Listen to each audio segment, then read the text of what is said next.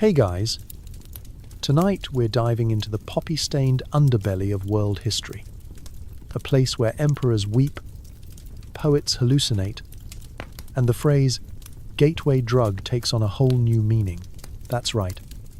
Tonight, you're about to experience the complete, blissfully disastrous, and occasionally hilarious history of opium. The plant, the myth, the diplomatic hand grenade that took down dynasties and jump-started global trade. If you've ever looked at a bag of sleepy time tea and thought, this needs more international intrigue, this is the episode for you. Before you get too cozy, please take a moment to like the video and subscribe, but only if you actually enjoy this kind of thing. Leave a comment telling me where you're listening from. So, dim the lights, turn on a fan for that sweet white noise, and settle in. Let's pause for a second. Have you ever wondered, what did the world's most infamous plant actually smell like? Could you, as a 19th century noble, survive a night at a Chinese opium den without embarrassing yourself on the divan? Would your empire fall because you couldn't resist the urge for one more medicinal dose? Did Queen Victoria ever try the stuff? Or did she just look like she did? Is it true that ancient Sumerians called opium the joy plant? And did their parties get as weird as that sounds? And if your boss offered you a job running the East India Company, would you take it? Or just run screaming into the poppy fields? Because, congratulations, you've just woken up somewhere between a smoky Shanghai lounge, an Ottoman palace pharmacy, and a colonial trading post where the only HR policy is don't let the emperor find your stash. The year is well, pick one. This story never really ends, and neither does the trouble. Good luck. Long before it toppled empires, opium was just a pretty flower in the wild gardens of Mesopotamia. Imagine being an ancient Sumerian, poking at a sticky poppy pod and thinking, what could possibly go wrong? Spoiler, everything. Let's set the scene. The year is somewhere around 3500 BCE, give or take a century. You, dear listener, are not a world leader or a shaman, just an ordinary Sumerian, with a spectacular beard and a healthy suspicion of snakes. Your city-state is little more than a cluster of sun-baked mud brick houses, a couple of goats, and an existential rivalry with the neighbors over whose god is best at flood control. Out in the fields, you spot a flash of scarlet, the opium poppy, petals shimmering in the desert sun, looking way too dramatic for a plant that's basically a weed. Now, you don't have TikTok or a health and wellness podcast, so your sources for new products are limited to things a neighbor tried and survived, and stuff the local priest mumbles about. But here's the thing, these poppies are special. You break open the seed pod and find a milky, sticky ooze. Does it taste good? Not particularly. Does it make you feel weird? Absolutely. The Sumerians called this hulgil, the joy plant, which, for history, is a pretty strong endorsement. Nobody ever wrote a poem about their joy rutabaga. The first thing you notice, after a curious taste test, is that you're suddenly less concerned about the blisters on your feet, and the fact that your boss, the local priest king, thinks taxes should be paid in barley and sheep. Pain, hunger, and the sound of the neighbor's screaming baby all seem distant. Is this a religious experience, a medicine, or just another ancient life hack that will absolutely backfire in a few centuries? Trick question, it's all three. Poppy juice becomes the MVP of the ancient world's medicine cabinet. Got a toothache? Rub some poppy on it. Having trouble sleeping? Try a little more. Need to survive a particularly long religious festival in honor of a storm god with control issues? Double dose. Soon enough, the Sumerian temples are growing poppies right alongside their sacred grain. Clay, tablets. Imagine the world's first sticky note. Record poppy-based remedies for everything from insomnia to excessive sadness. Which, considering the plumbing situation, was probably a regular complaint. Now, the joy plant doesn't stay a Sumerian secret for long. Ancient traders are basically the original influencers. Merchants head upriver and down, taking little bags of dried poppy juice to Egypt, Persia, and points beyond.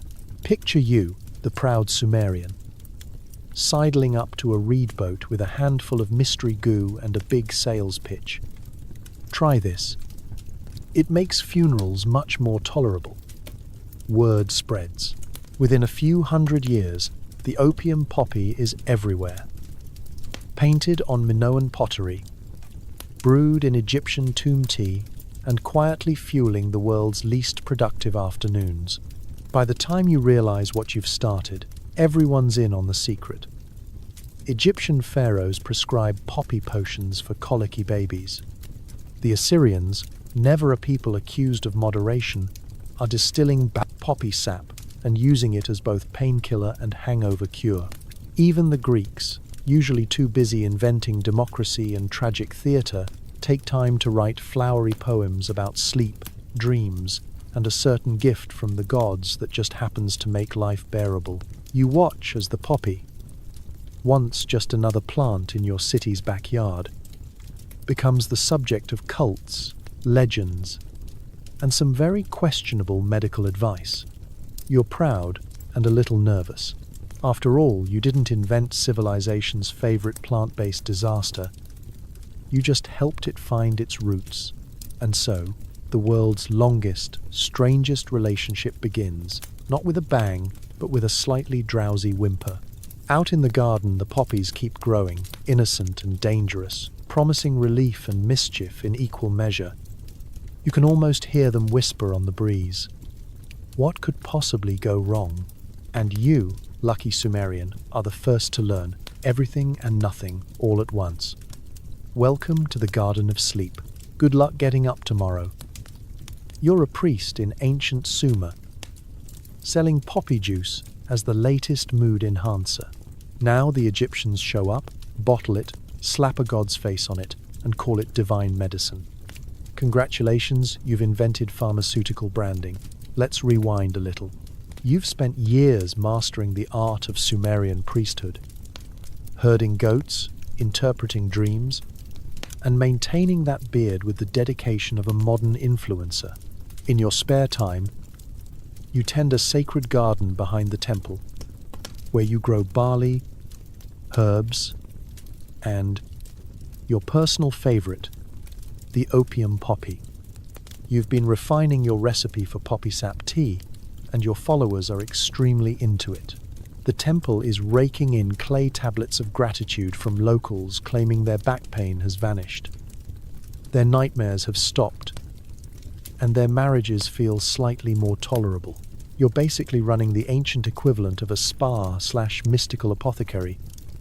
But across the desert, a new player enters the scene. Egypt, land of pyramids, eyeliner, and a suspiciously advanced understanding of marketing. Egyptian traders arrive in your ziggurat courtyard with jars of honey, gold trinkets, and questions about your sleepy plant. You offer them a taste, and they nod slowly, eyes unfocusing, like they've just remembered all their past lives at once. They say they're interested, which is ancient code for, we're going to make millions off this. And they do. Back in Thebes, the Egyptians get busy. They don't just replicate your poppy potion, they enhance it. They mix it with wine, store it in colourful amphorae, and rebrand it as a sacred gift from the gods. They slap Hathor's name on the label, the goddess of music, joy, and not coincidentally, intoxication. Suddenly, poppy juice isn't just a sleepy time tea. It's divine nectar, blessed by the heavens and available at your local temple pharmacy for a very competitive donation. You hear rumors from traveling merchants.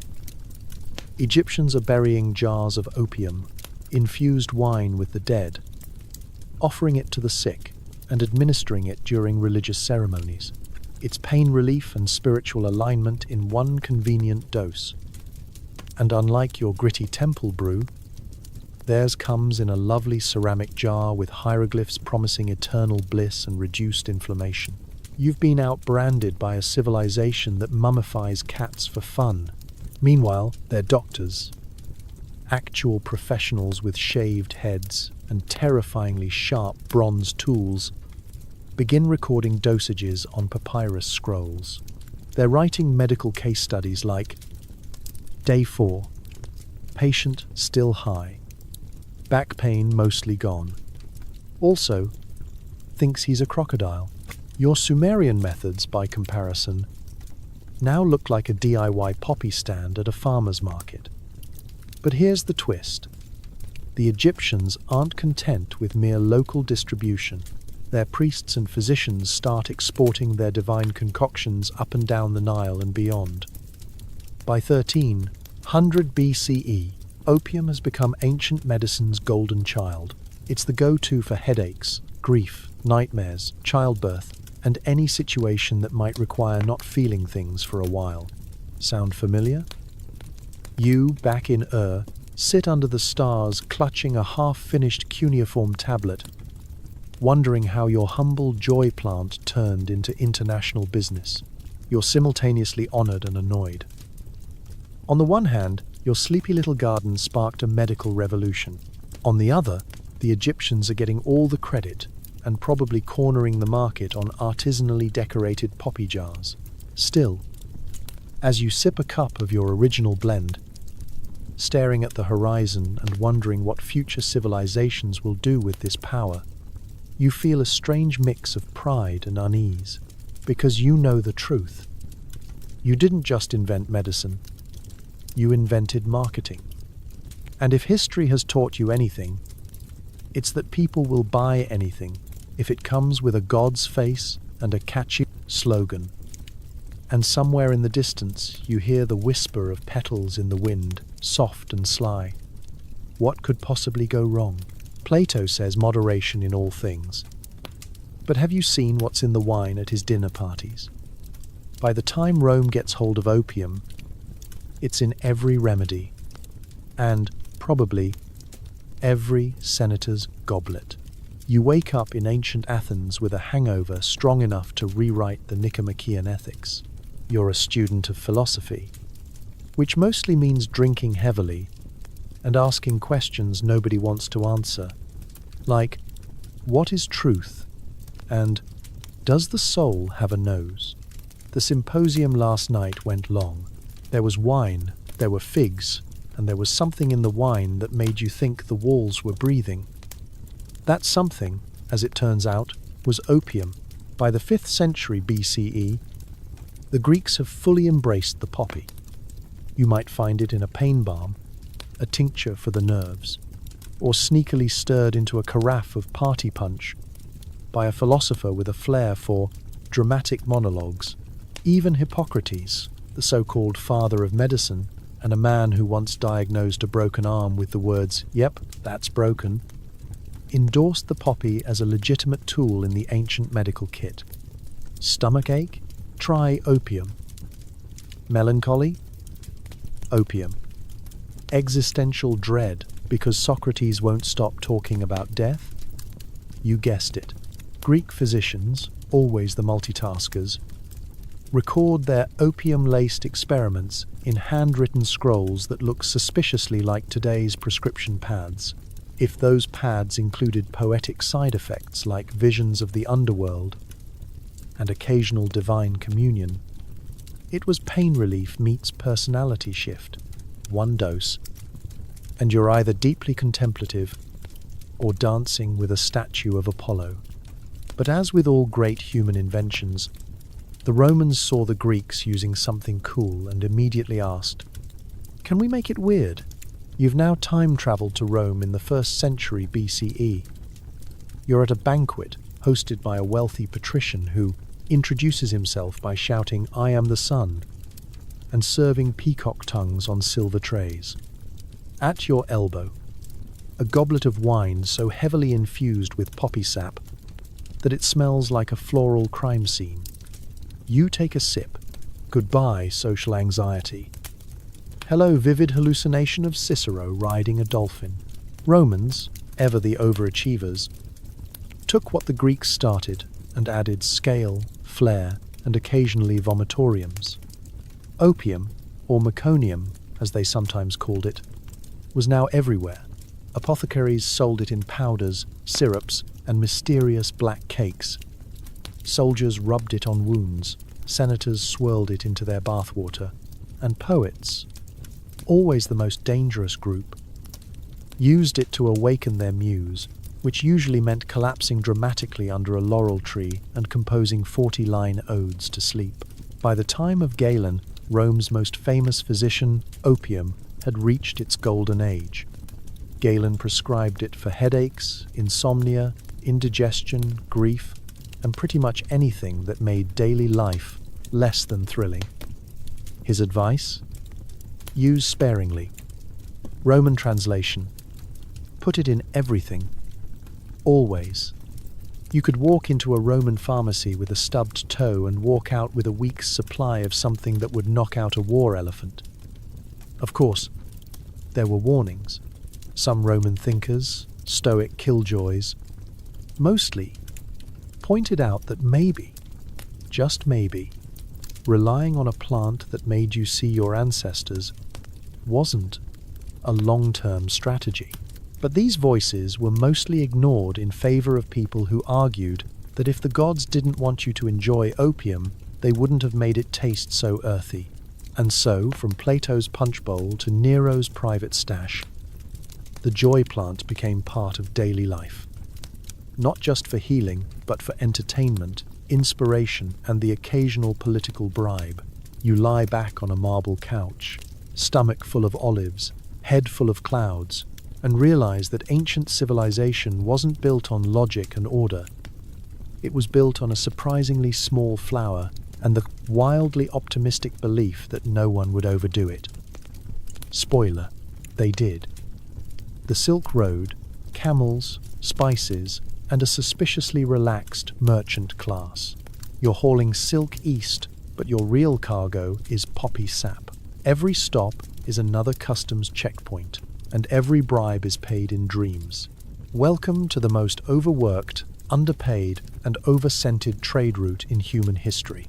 It's somewhere around 200 CE, and you're a merchant with a sunburned face, aching knees, and a caravan of camels that hate you.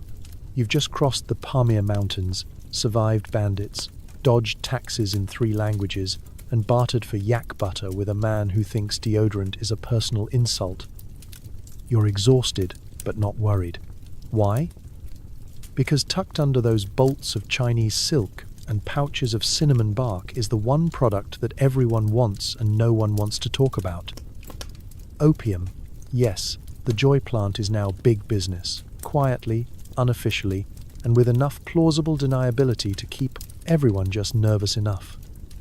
You started in the Eastern Mediterranean, picking up dried poppy cakes from a Greek supplier with too many rings and not enough honesty. You wrapped them in oilcloth, tucked them under your cargo, and told your guards they were herbal remedies, which technically isn't a lie. If the herbs cause out-of-body experiences and spontaneous poetry, that's not your fault. Every stop on the Silk Road has its own flavor. Oasis, cities bursting with gossip, wandering monks debating the soul, and customs officers who could smell untaxed cinnamon from 300 feet away. They check your official inventory. Silk, yes. Saffron, yes. Opium? You smile. No, just medicinal paste. They raise an eyebrow. You offer a sample. 10 minutes later, they're giggling at their own sandals and waving you through. You're not alone.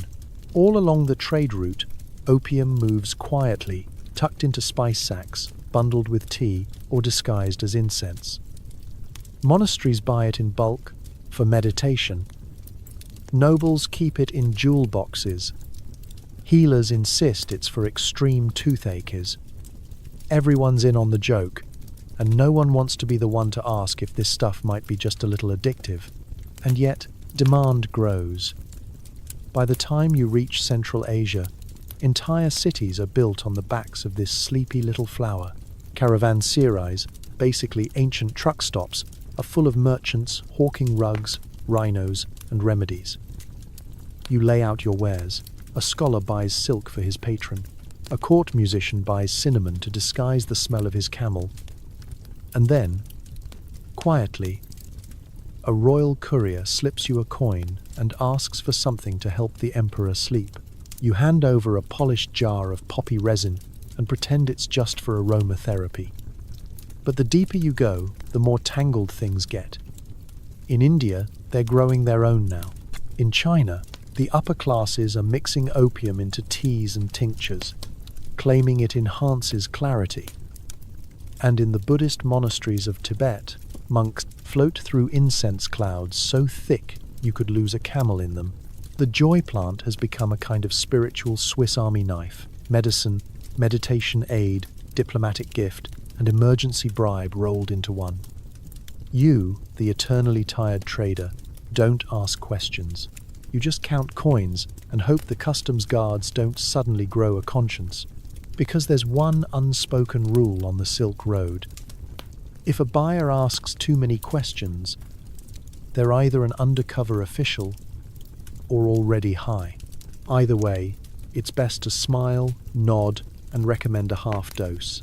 As the sun sets over the dunes and your camels finally settle down, after spitting on you one last time, you light a small fire and open your personal stash.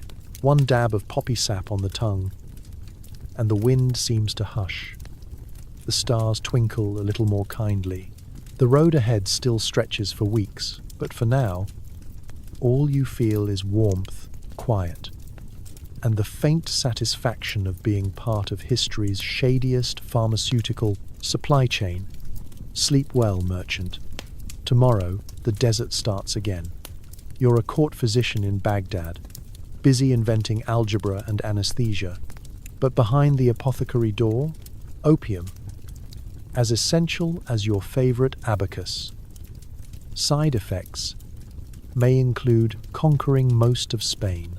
The year is roughly 900 CE, and you live in a city that makes Renaissance Europe look like it's still eating glue.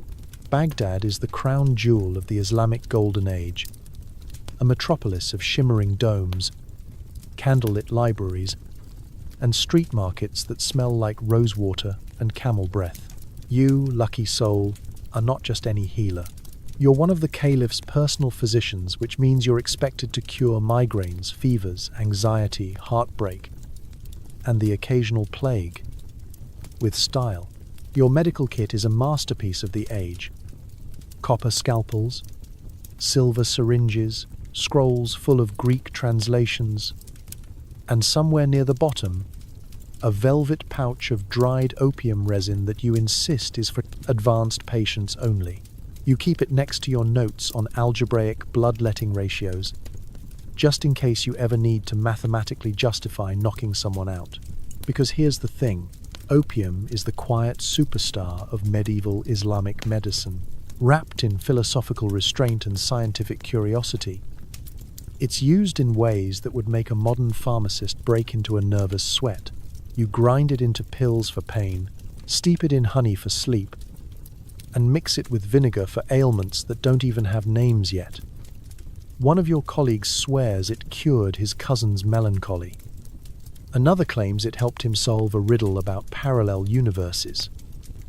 Honestly, at this point, you're not ruling anything out. And you're not alone. Across the Abbasid Caliphate, from Andalusia to Samarkand, doctors, scholars, and polymaths are scribbling notes on this curious plant. Avicenna, your intellectual hero, and possibly the only man alive who understands both medicine and metaphysics, includes opium in the canon of medicine, a book so influential it will be used in European universities for the next 600 years. His recommendation? Use it wisely, which is medieval for don't be a moron. But moderation is tricky when your patients are caliphs, viziers, poets, and occasional conquerors. One moment you're prescribing a low dose for battlefield surgery. The next, the Sultan is asking for something to help him sleep through the stress of ruling 3 time zones. You offer a single dose of opium syrup. Watch him float off into bliss, and pray he doesn't develop a habit strong enough to sink a boat. Outside the palace walls, the world is booming. Hospitals, bimaristans, are popping up everywhere, with entire wings dedicated to sleep, recovery, and sometimes philosophical debate between 2 patients high on medicinal poppy. You hear of traveling doctors using opium to anesthetize patients before surgery. You even meet a man in Damascus who swears he extracted a rotting tooth while reciting poetry, thanks to a pinch of resin and a very patient assistant. Still, not everyone's thrilled. Religious scholars argue about the moral implications of a drug that can disturb the soul's clarity. You nod respectfully, then sneak a poppy-based elixir into your evening tea, just to take the edge off another lecture about temperance. You're not addicted, you're just committed to your craft. As you stand in your marble-floored apothecary, sunlight streaming through stained glass and the scent of mint and opium hanging gently in the air, you realize something profound. Medicine is not just about healing the body. It's about understanding the balance between help and harm, between logic and mystery. And sometimes, it's about making sure the caliph doesn't freak out before a big military campaign. So you tidy your cabinet, adjust your turban, and prepare your next mixture. A pinch of wisdom, a drop of honey, and just enough poppy to soothe without sedating. Science, after all, is a careful art. And you, dear physician, are history's quiet magician, armed with scrolls, syrups, and the world's most controversial flower. Sweet dreams, Baghdad. The medicine cabinet is always open. Somewhere in a European monastery, a monk is grinding poppy seeds into a questionable tea. It's not sinful if it's for research, right? Welcome to medieval medicine. 10% faith, 90% guessing, 100% sleepy. It's the 12th century. And you're not just a monk. You're the local expert in every field that requires literacy, bandages, or vague Latin.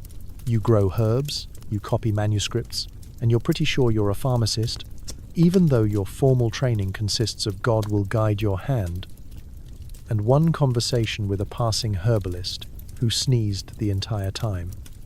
You are, in short, the medieval healthcare system. Your monastery garden is a miracle of overgrowth.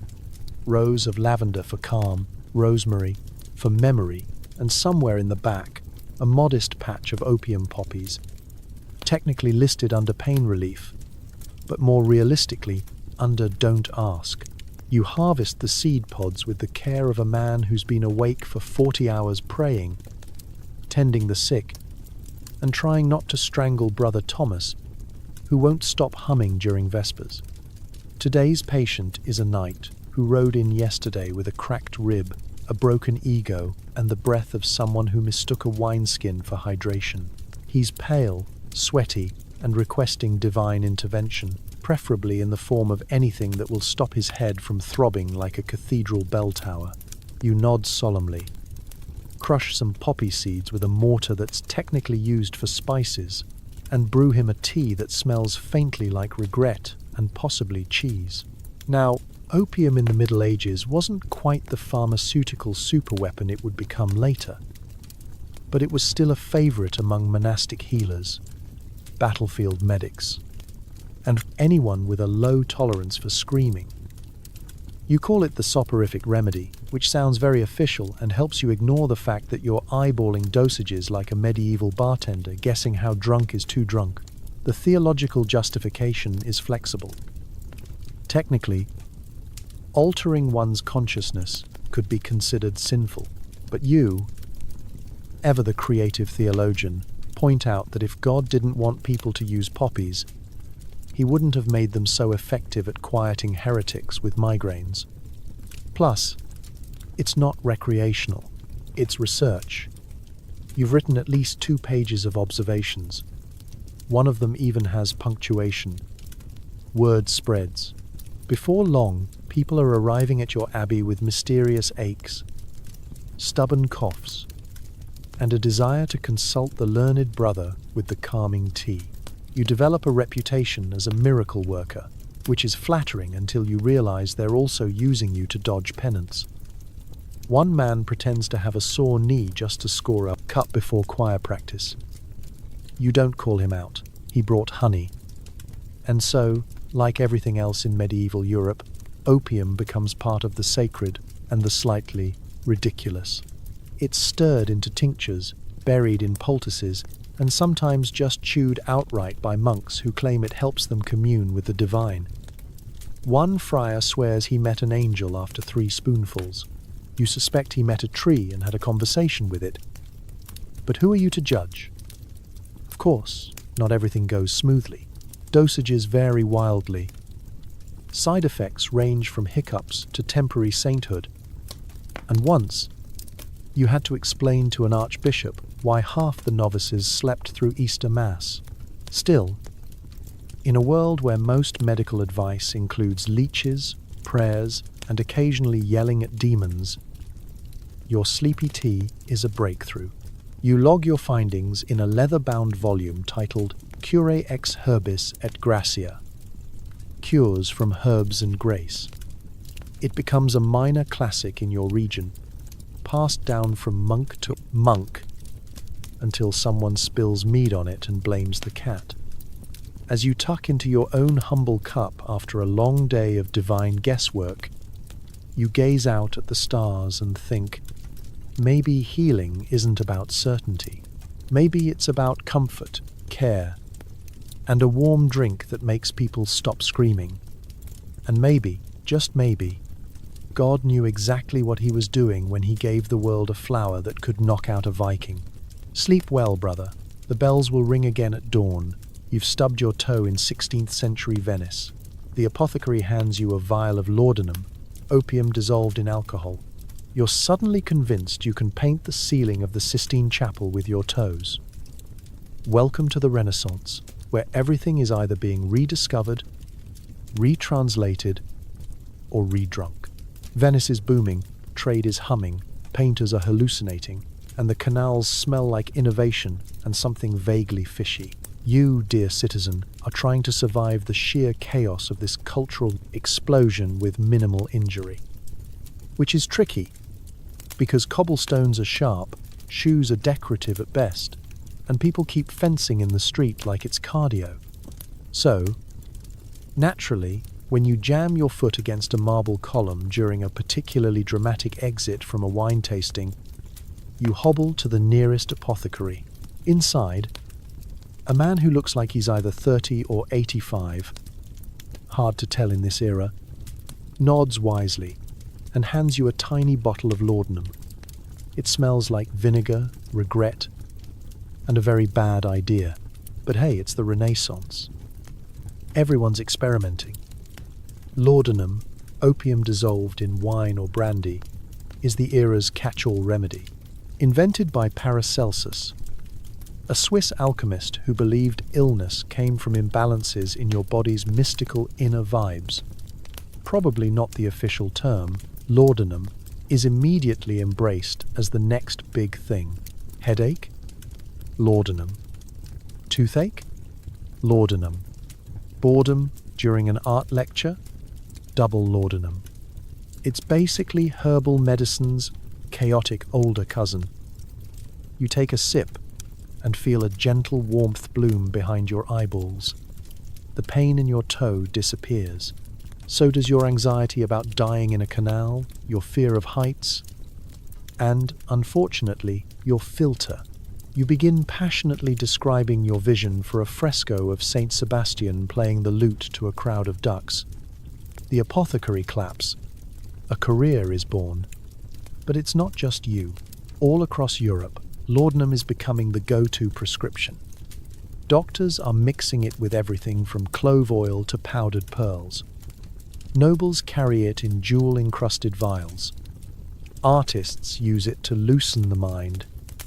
And poets? Let's just say 80% of all Renaissance sonnets could legally be labeled under the influence. If someone you know is suddenly weeping at the moon and painting fruit with alarming sensuality, odds are laudanum is involved. Of course, like all miracle cures, there's a catch. Dosage is more of a vibe than a science. Apothecaries often measure in drops or until the patient stops talking, which leads to more than a few unfortunate incidents of eternal sleep. There's a fine line between muse-kissed genius and guy who forgot how windows work. Still, nobody seems overly concerned. It's the Renaissance. People regularly drill holes in their heads to cure headaches. This is mild. At royal courts, laudanum becomes the secret behind every serene monarch portrait. Queen Elizabeth I reportedly had it on hand for nerves, and French nobles mixed it with perfume because nothing says sophistication like smelling faintly of poppies and ethanol. You're invited to a salon where someone claims laudanum helps them commune with angels. Someone else just uses it to sit through madrigal concerts without crying. But laudanum isn't just a party favor. It's also the first real step toward modern pharmaceuticals. Medical texts begin including it as a standard remedy. Universities lecture about its uses.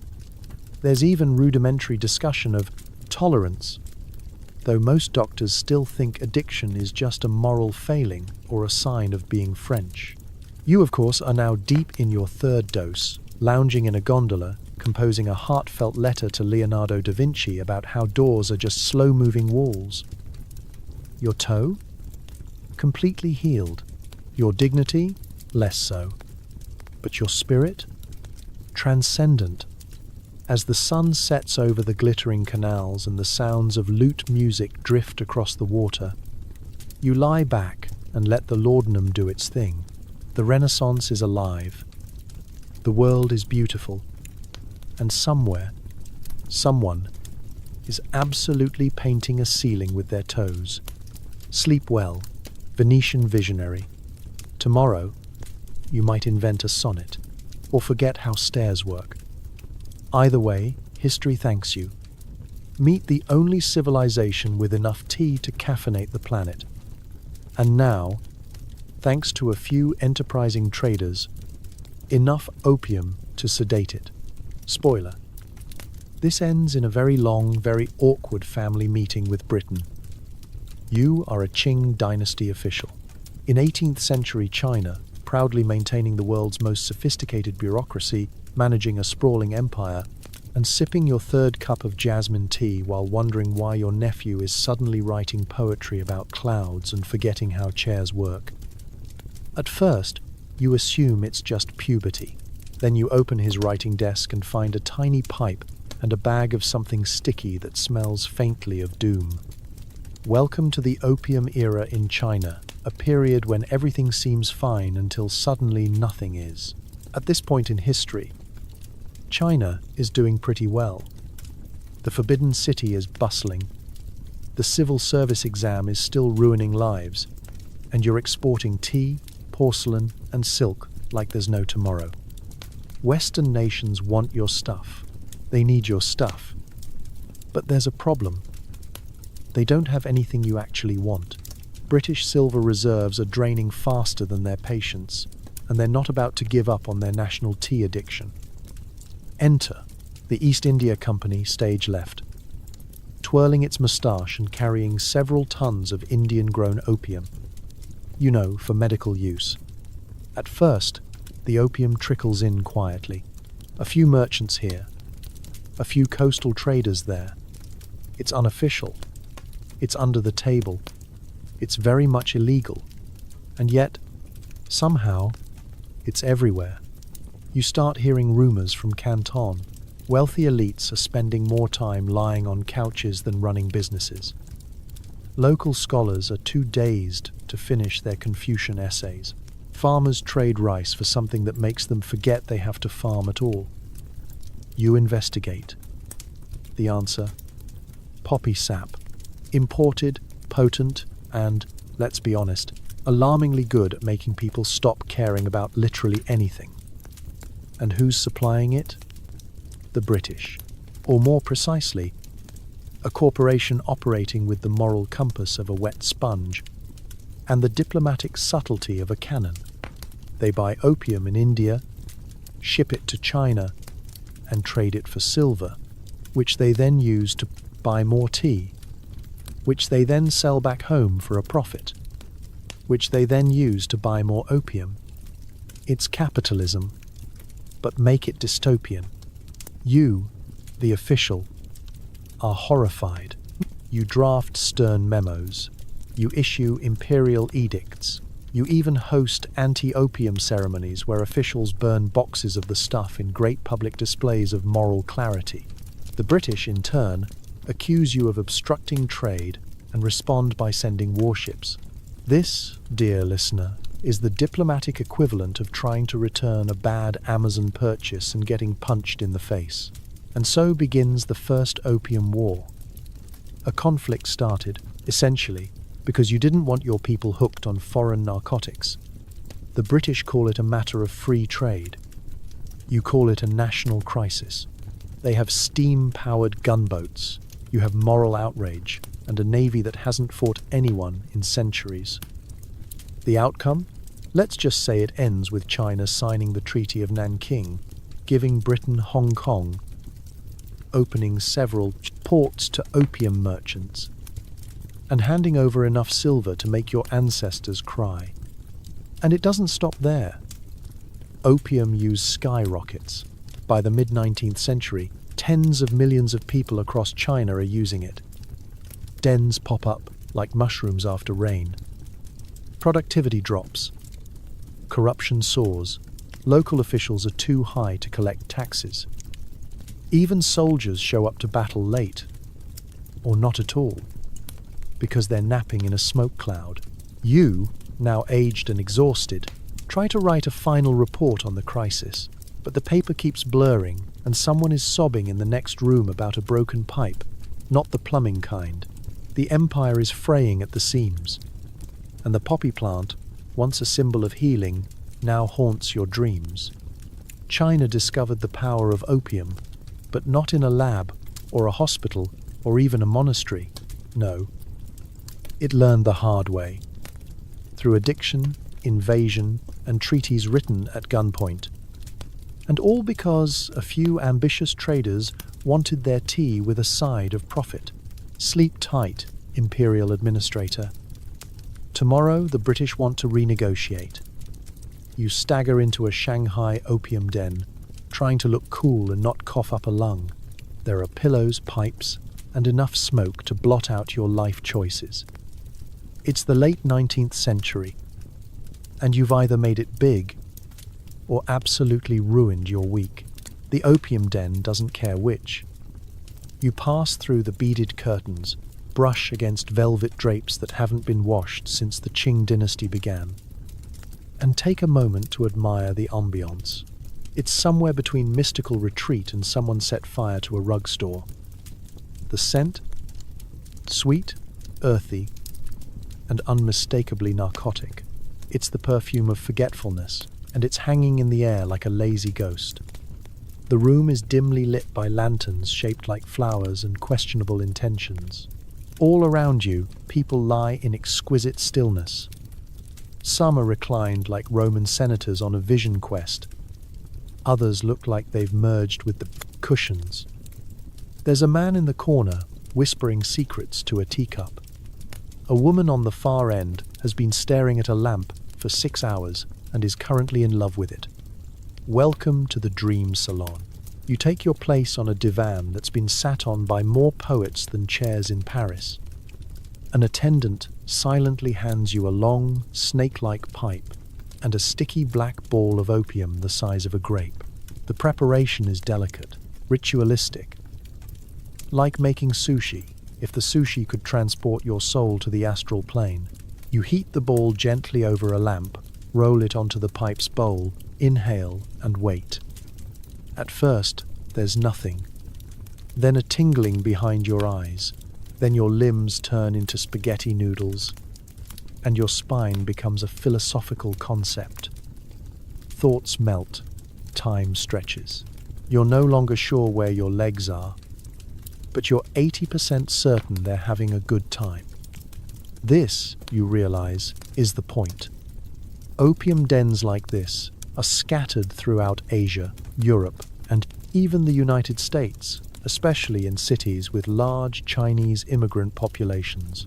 In places like San Francisco, London's Limehouse district, and Saigon, dens are tucked behind laundries, down basement stairs, or inside buildings with no signage except the occasional very chill cat on the doorstep.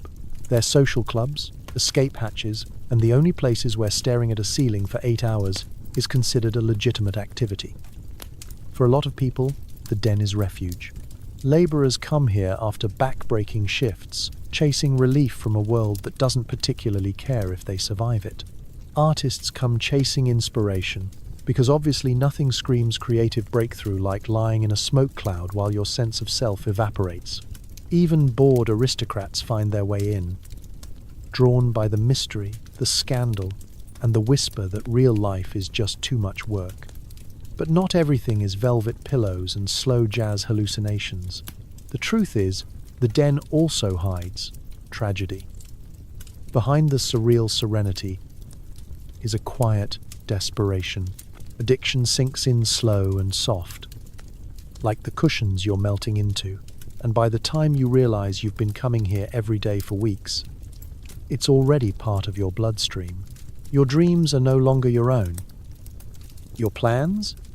Postponed indefinitely. Reality? Optional. And of course, governments notice. Reformers, missionaries, and health officials burst in with moral panic and pamphlets. Police raids follow. Politicians write laws.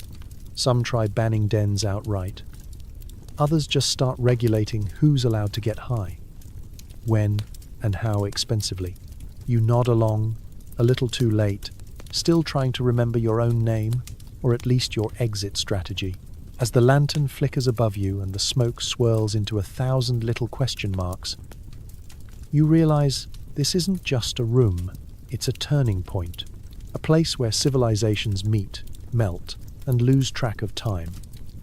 A crossroads of indulgence and oblivion, comfort and collapse, silk and sorrow. Sleep well, dreamer. The carpet won't fly, but for a while you'll swear it did. You always wanted to work in imports and exports. You didn't know it would involve enslaving half of India to grow poppies and bribing Chinese officials with a wink and a shipping manifest. Congratulations. You're now a proud employee of the British East India Company, the world's most casually villainous multinational, operating somewhere between Amazon and a pirate ship. The year is the late 18th century. Your uniform is crisp. Your morals are negotiable. Your job? Technically trade. Realistically, narcotics distribution, colonial oppression, and making polite conversation with governors who have never once buttoned their collars correctly. Let's not sugarcoat it. The East India Company isn't here to share culture and build bridges. It's here for money. Specifically, money made from turning Indian soil into opium plantations and using the resulting belled, sticky black goo to balance Britain's very expensive tea habit. Because you see, Britain loves tea. So much so that by this point, it's practically a national blood type. But China doesn't want anything Britain has to offer in return. They already have silk, porcelain, and existential melancholy. What they don't need? Wool. Or British manners. So, the solution? Manufacture demand. You grow opium in Bengal, lots of it. You force local farmers to dedicate their fields to poppy plants instead of, food. Entire villages become monoculture drug factories. If they resist, you raise their taxes or gently remind them of the military garrison parked 3 miles away. It's not personal, it's policy. Once harvested, the opium is processed in large, state-supervised factories where workers press the sticky paste into neat bricks, mark it with official seals, and pack it into chests destined for Chinese shores. You don't technically sell it in China. That would be illegal. Instead, you dump it in places like Canton, where independent middlemen, who coincidentally work for you, handle distribution. Think of it as plausible deniability meets smuggling with a side of empire. Meanwhile, your company rakes in the silver. Mountains of it. Enough to fund tea imports, palatial headquarters in London, and the occasional private army. Yes, your employer has its own army, over 200,000 strong, complete with uniforms, cannons, and a knack for resolving disputes by annexing provinces. You know, logistics. And it works until it doesn't. Opium addiction explodes across China. Officials write panicked letters to the emperor. Monks start seeing visions of poppy fields during meditation. Farmers abandon their tools. Soldiers stop showing up. The imperial court demands the trade stop. Britain responds by escalating it. You host meetings, issue statements, maybe even commission a flattering portrait of yourself in front of a ship full of poison. Eventually, China pushes back hard enough that someone in Parliament hears about it over breakfast and says, "That sounds like a war waiting to happen." And so, the First Opium War begins. British gunboats, sleek, steam-powered, and unapologetically overkill, blast their way up Chinese rivers. You claim it's about free trade. They claim it's about national survival. Both of you are technically right. Both of you are deeply, deeply wrong. The result? Treaties signed at gunpoint, trading ports forcibly opened, and Hong Kong handed over to Britain like a consolation prize. The East India Company, despite orchestrating one of the most destructive drug operations in world history, calls it a victory. Shareholders are thrilled. Somewhere, a farmer in India wonders where the rice went. A scholar in China wonders when the fog in his head will lift. And you, mid-level bureaucrat in a cravat, wonder if your job counts as noble service to the crown or just really aggressive customer service. But one thing is clear: you weren't in trade. You were in transformation of lands, laws, and lives. The British East India Company didn't just sell opium. It redesigned economies, toppled governments, and perfected the art of looking surprised when called out. Sleep tight, merchant of mischief. The next shipment's already at sea. You're a Chinese official desperately trying to ban opium. The British response? How about a little gunboat diplomacy? You learn the hard way that free trade isn't always very free. Let's rewind to the early 19th century. You're a respected Qing dynasty bureaucrat with excellent calligraphy, a deep sense of duty, and a headache that started around the time half your coastal provinces got addicted to imported plant goo. You've read the reports. Farmers abandoning their fields, soldiers too dazed to march, and entire districts that now smell like a sleepover in a burning herbalist shop. This isn't just a trade imbalance. This is a civilization wobbling on the edge of a pipe. You're not alone in your alarm. The emperor is furious. Opium is banned. Smugglers are to be punished. You, as an imperial envoy, are dispatched to Canton with orders to make this nonsense stop. Your job? Confiscate the drugs, arrest the dealers, and restore the moral fiber of the nation. Easy, except it isn't. Because those smugglers? They're British. Or more specifically, they're backed by the British East India Company, which, despite technically being a corporation, has more ships, guns, and smug self-assurance than some small countries. And the opium trade? It's not just tolerated. It's baked into the economy. The British are buying up tea, like it's going out of style, and they need that sweet, sweet silver. But since they don't want to pay in silver anymore, they're flooding your ports with opium instead, which your people buy with silver, which the British then use to buy more tea. It's a financial Ouroboros. You hate it, so you do something bold. You seize over 20,000 chests of opium from British merchants and publicly destroy it. Not discreetly, not quietly.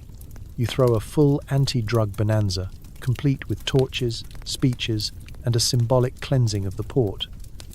The British are not thrilled. They demand compensation. You laugh politely and suggest they try not selling narcotics to a sovereign nation. They do not laugh back. Enter the gunboats. The First Opium War kicks off in 1839, and it is less a war than a very dramatic lesson in colonial overconfidence. Britain's ships are steam-powered, bristling with cannon, and disturbingly punctual. Your navy is enthusiastic, mostly wooden, and still figuring out what a steam engine is. British forces quickly bombard coastal forts, seize territory, and demand access to more trade ports. You send messages. Please. Official documents. Sealed with imperial stamps. Britain sends more boats. The Treaty of Nanking is signed in 1842. It is less a treaty and more a hostage negotiation. China cedes Hong Kong, opens 5 treaty ports, pays millions in reparations. Oh, and the opium trade?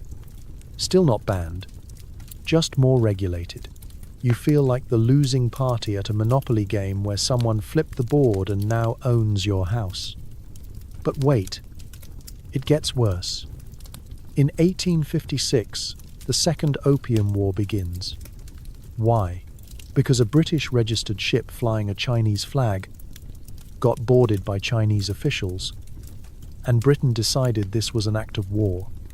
Yes, really. You try explaining flag etiquette. Britain responds with more gunboats. France joins in, because nothing says international diplomacy like kicking someone when they're already bleeding opium from the ears. This time, Allied forces march all the way to Beijing. They burn the Summer Palace. You're told to sign another treaty, the Treaty of Tientsin, opening more ports, legalizing opium, and allowing foreign missionaries to roam freely.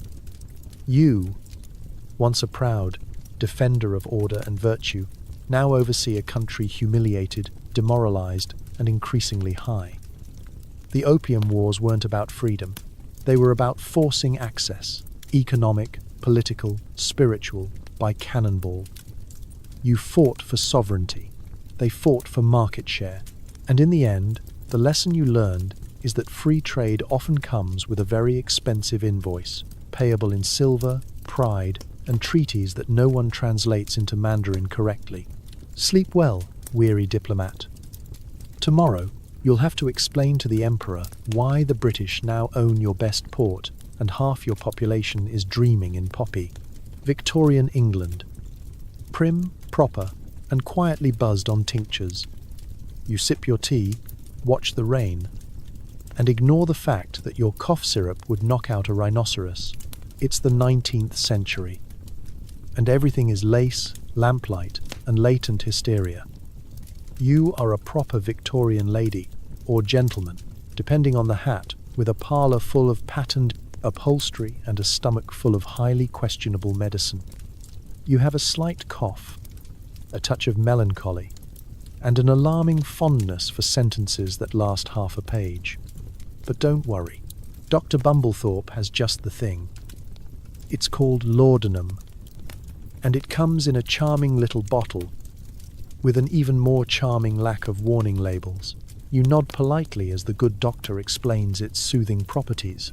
He assures you it's completely safe, perfectly respectable, and highly recommended for everything from indigestion to heartbreak to existential dread brought on by too much reading.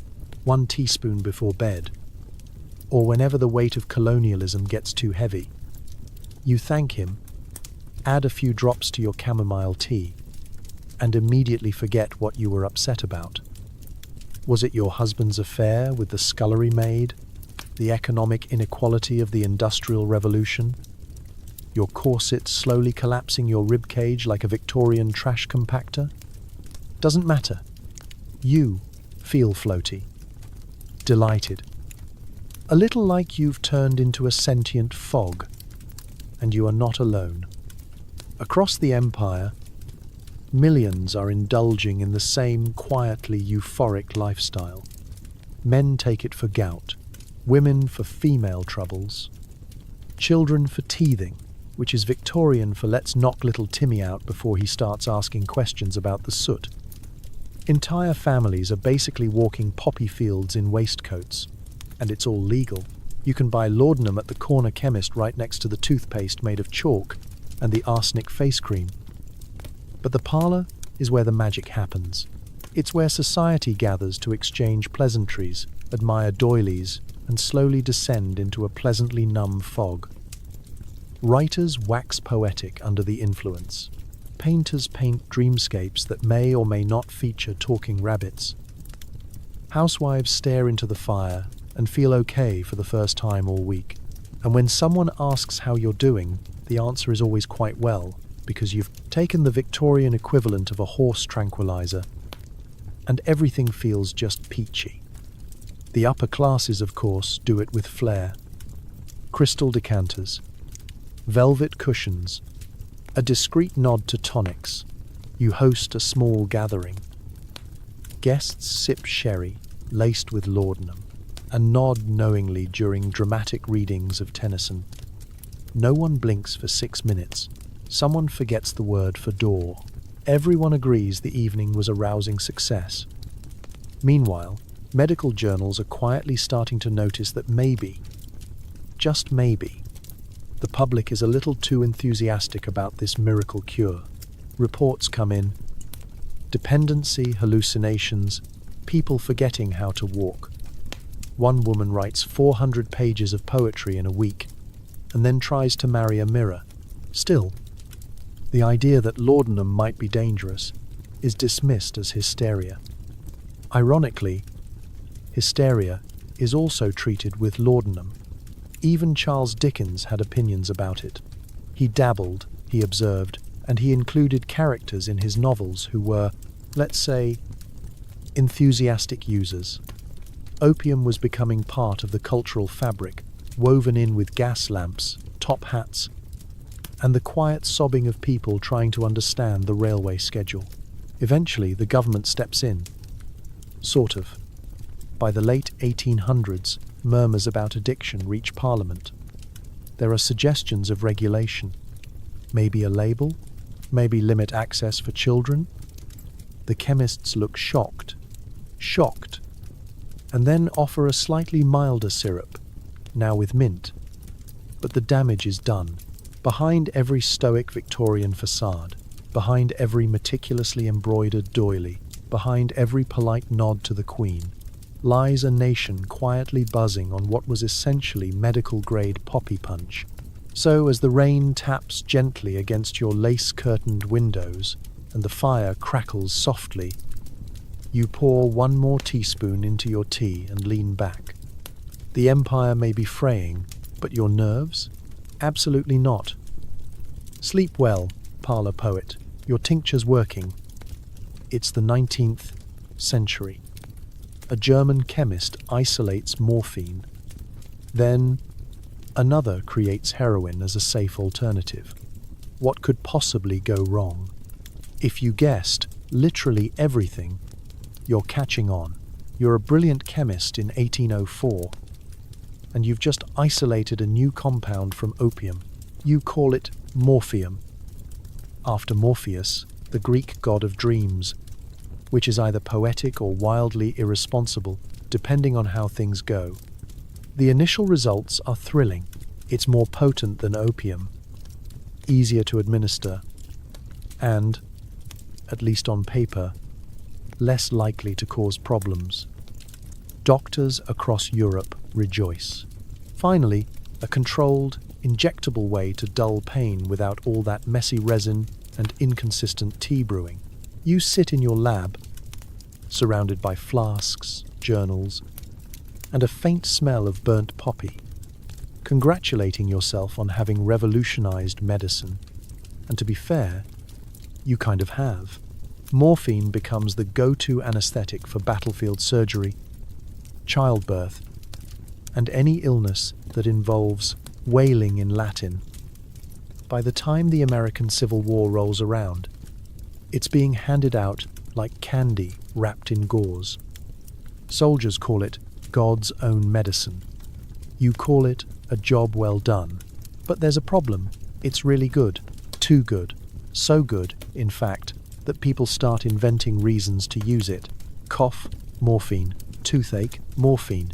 Existential crisis triggered by reading too much Goethe? Morphine.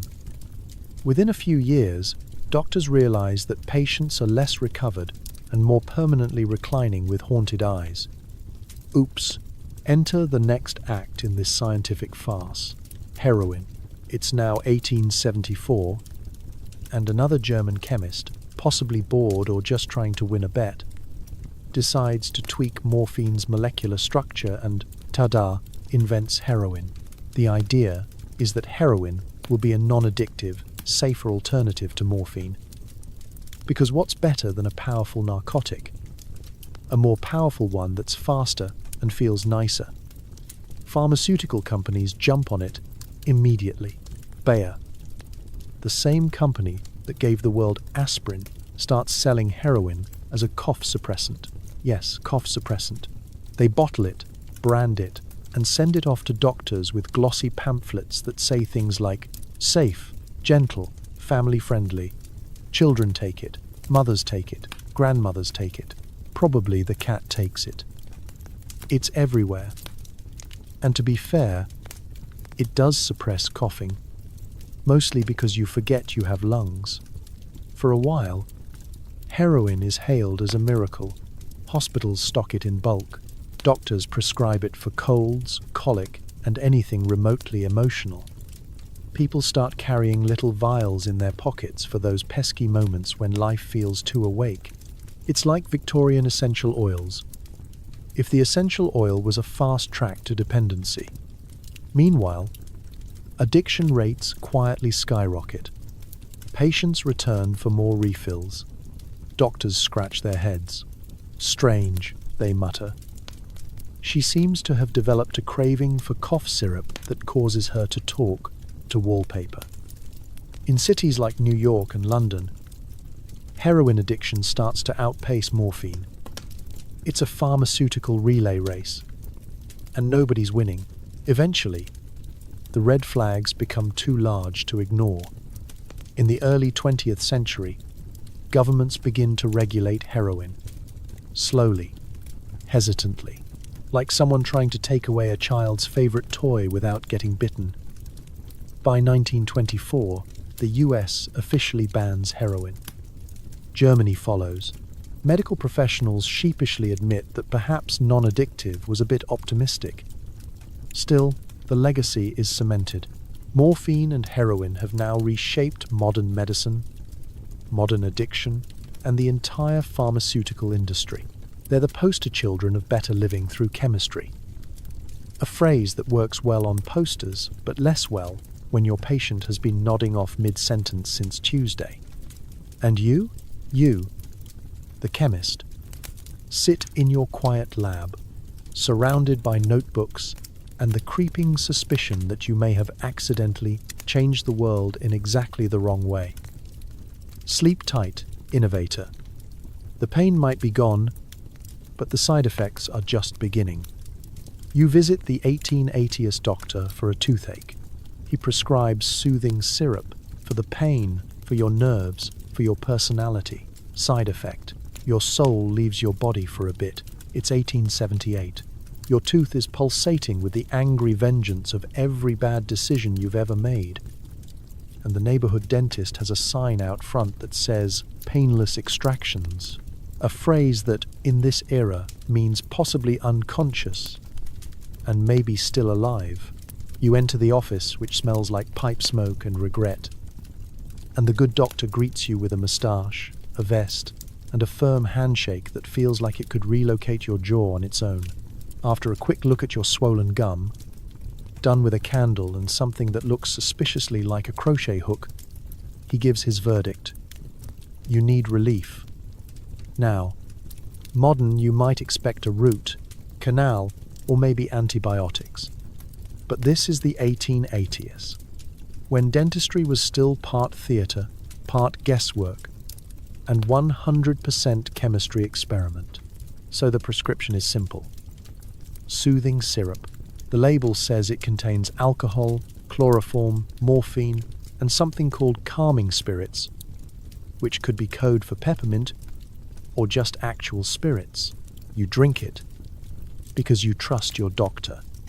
10 minutes later, your tooth still hurts, but you no longer care. In fact, you're pretty sure you just saw the wallpaper wink at you. You start composing a poem about your chair. Somewhere in the background, the dentist begins humming "Oh Susanna" while sharpening something metallic. This, dear listener, was the golden age of legally prescribed oblivion. The medical profession had finally embraced opium and its derivatives, not just as tools of healing, but as the backbone of the entire bedside manner. Doctors carried vials of morphine in their coat pockets. Dentists laced their cotton with laudanum. Pharmacists mixed custom syrups with the flair of bartenders and the medical ethics of raccoons. And it wasn't just for the ill or the wounded. Oh no. This was medicine for every occasion. Anxious? Morphine? Lonely? Laudanum? Can't sleep? Heroin. Suffering from a condition known as being a woman in the 19th century. Well then, try this delightful elixir for your nervous disposition. Side effects may include dancing with ghosts and forgetting your own name. Pediatricians weren't exempt either. In fact, one of the most popular over-the-counter products was Mrs. Winslow's soothing syrup, lovingly marketed to mothers as a cure-all for teething infants. The ingredients? Morphine sulfate and a mother's sense of denial. Children stopped crying, sure. They also stopped blinking. But hey, quiet baby, happy home, amnesia for everyone. Even veterinarians got in on the action. Got a cranky horse? A little opium in its feed. Dog limping? Syrup it up. Somewhere out there was a very mellow cow watching clouds and contemplating philosophy. Meanwhile, the medical journals of the day were still debating whether addiction was a moral weakness, a spiritual affliction, or a minor inconvenience best solved by doubling the dose. Some doctors genuinely believed withdrawal symptoms were just a phase. Others prescribed opium to treat opium withdrawal, which is like curing a hangover with tequila and a high five. But here's the wildest part. This wasn't quack medicine. These were licensed professionals, educated, well-intentioned. Some even wrote books, and they were all doing their absolute best with what they had, which, unfortunately, was a working knowledge of Latin, an unlimited supply of narcotics, and no idea what a neurotransmitter was. So you, slumped peacefully in the dentist's chair with half your molars and none of your anxiety, are experiencing the peak of 19th century healthcare. You won't remember the procedure. You probably won't remember your name. But you will wake up later with a tooth in your pocket, a vague sense of betrayal, and an unshakable craving for licorice and cloud watching. Sleep well, patient. The dentist has another bottle, and tomorrow someone's coming in for a sore knee. Spoiler, the treatment is the same. You're riding the range, dodging rattlesnakes and existential despair. Good news, your trusty saddlebag contains a tin of opium-laced lozenges. Bad news, so does everyone else's. It's the 1870s. The West is still wild. Your horse smells worse than your boots, and you're one bad sandwich away from cholera. But there's a tin in your saddlebag labelled Dr. McGillicuddy's celebrated calming cough pellets, and you've come to rely on them the same way you rely on whiskey, shade, and the occasional functioning outhouse. The label says it soothes sore throats, settles nervous afflictions, and quiets the demons of the soul. It's basically therapy in lozenge form, except it's made of sugar, sassafras, and a very generous amount of opium. You take one before breakfast. Your cough stops. So does your urge to punch the guy who stole your beans. You take another before bed and dream of prairie dogs reciting Shakespeare. You take a third just because the wind looked at you funny. Welcome to frontier medicine. You are not alone. From the saloons of Dodge City to the dusty general stores of Tombstone, opium is practically its own food group. Settlers pop pills, sip syrups, and chew on resin like it's trail mix. The mail order catalogues offer tinctures for melancholia, elixirs for fatigue, and brain tonics, which is polite cowboy speak for liquid nap in a bottle. Nobody questions it. Nobody regulates it. Half the pharmacists are former gamblers who learned their trade from a pamphlet and a dream. Cowboys, ranchers, schoolmarms, snake oil salesmen, everyone's in on it. Traveling salesmen roll into town with painted wagons and catchy jingles, promising vitality, restful sleep, and the ability to forget your entire tragic backstory. You line up with your dusty neighbors, hand over a silver coin, and walk away with a bottle that smells like hope and turpentine. And let's not forget the gold miners. Imagine spending 12 hours a day smashing rocks in the hope of finding shiny flakes while breathing in enough dust to qualify as a sedimentary layer. You're sore, sunburnt, and one bad sneeze away from retirement. So when someone offers you a miracle remedy called Gumflower's Nervous Cure, you chug it, thank them, and forget how spoons work. Even children aren't spared. Parents give opium drops to babies teething on wooden toys and sadness. It works. Baby stops crying. Parents sleep for the first time in weeks. And the family dog probably gets into the leftovers. Everyone's mellow. Everyone's horizontal. It's the American dream, powdered and bottled. Doctors, at least the ones who aren't also the town, undertaker, hand out morphine like peppermint. Bullet wound? Morphine. Snake bite? Morphine. Stub toe on a cactus? Have some laudanum, lie down, and think about trains. In fact, during the Civil War, morphine addiction among veterans was so common it had a name: soldier's disease. And when those soldiers moved west, so did their habits. But let's not pretend this was all unintentional. The booming patent medicine industry made millions from frontier pharmacies. Labels featured majestic bison, stern eagles, or maternal figures gazing into the distance like they'd just seen God. And he offered her a bottle of cough syrup. The fine print? Usually something like, guaranteed to contain no less than 15 grains of opium. That's a lot. Especially for something you took before church. Still, for all the chaos, opium did what it said on the tin. It numbed. And in a world of injuries, infections, and unfiltered emotions, numbing was its own kind of salvation. Until, of course, people started noticing that the soothing syrup was making folks forget their own names, walk into wells, and spend 3 days talking to a fence post. Eventually, whispers of habit forming crept into the conversation. But the West had other things to worry about: bandits, droughts, and cows that refused to be herded. Besides, it was hard to kick a drug when your entire town was built on it, literally. Some general stores had a laudanum aisle. So you ride on. The sun sets, the wind howls, and somewhere in your saddlebag, a lozenge rattles quietly, your tiny, opium-laced companion for the long, dusty road ahead. Sleep well, cowboy. The prairie's quiet now, and so are you. Welcome to the world's first rehab center. It's the 1890s, and someone finally realizes that maybe, just maybe, 10% morphine in baby formula is a bad idea.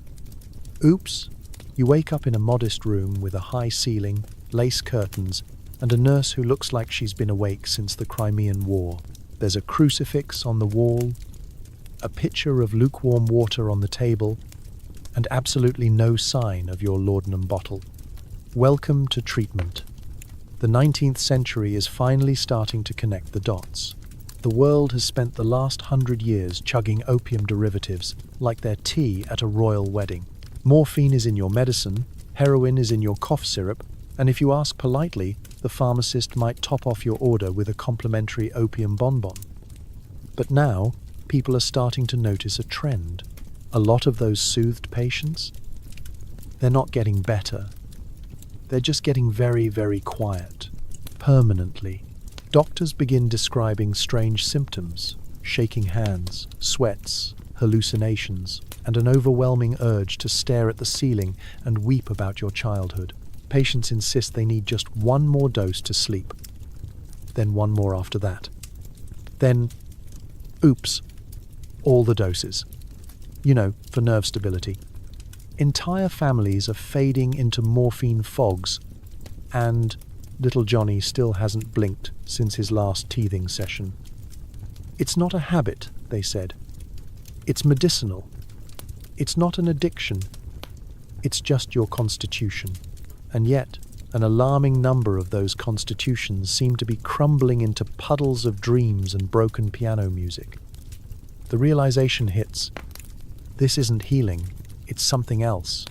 So, someone, probably named Harold or Beatrice, gets the bright idea to start a facility just for people who need to, shall we say, take a break from their syrup habits. And thus, the world's first rehabilitation clinics are born. These aren't luxury spas, they're not even especially comfortable. But they are groundbreaking.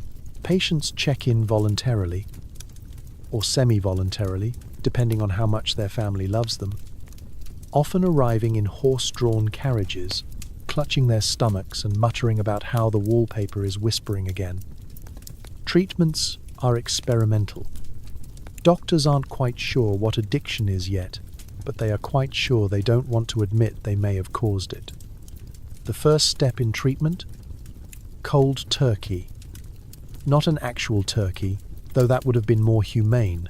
No, you get locked in a room, no opium, no morphine, no heroin, and definitely no tincture labelled for gloom. You sweat, you shake, you scream at a mirror. One man insists he's married to the floorboards. Another composes an opera about toast. Withdrawal is brutal, long, and wildly misunderstood. There's no methadone, no tapering plans. Instead, you're given a strict routine: bitter herbal teas, long walks in the garden, and mandatory Bible readings. Someone suggests electric therapy. Someone else suggests warm baths. A third person suggests just toughening up, which is very helpful, thank you. And yet, somehow, people do recover. Slowly, painfully, with a lot of dramatic sighing and journal entries that read like Bronte fanfiction. Some go back to their old lives, now permanently suspicious of anything with the word elixir on it. Others become advocates, writing pamphlets titled things like "The Poppy's Poison" or "I Dreamt in Syrup." A few open their own clinics.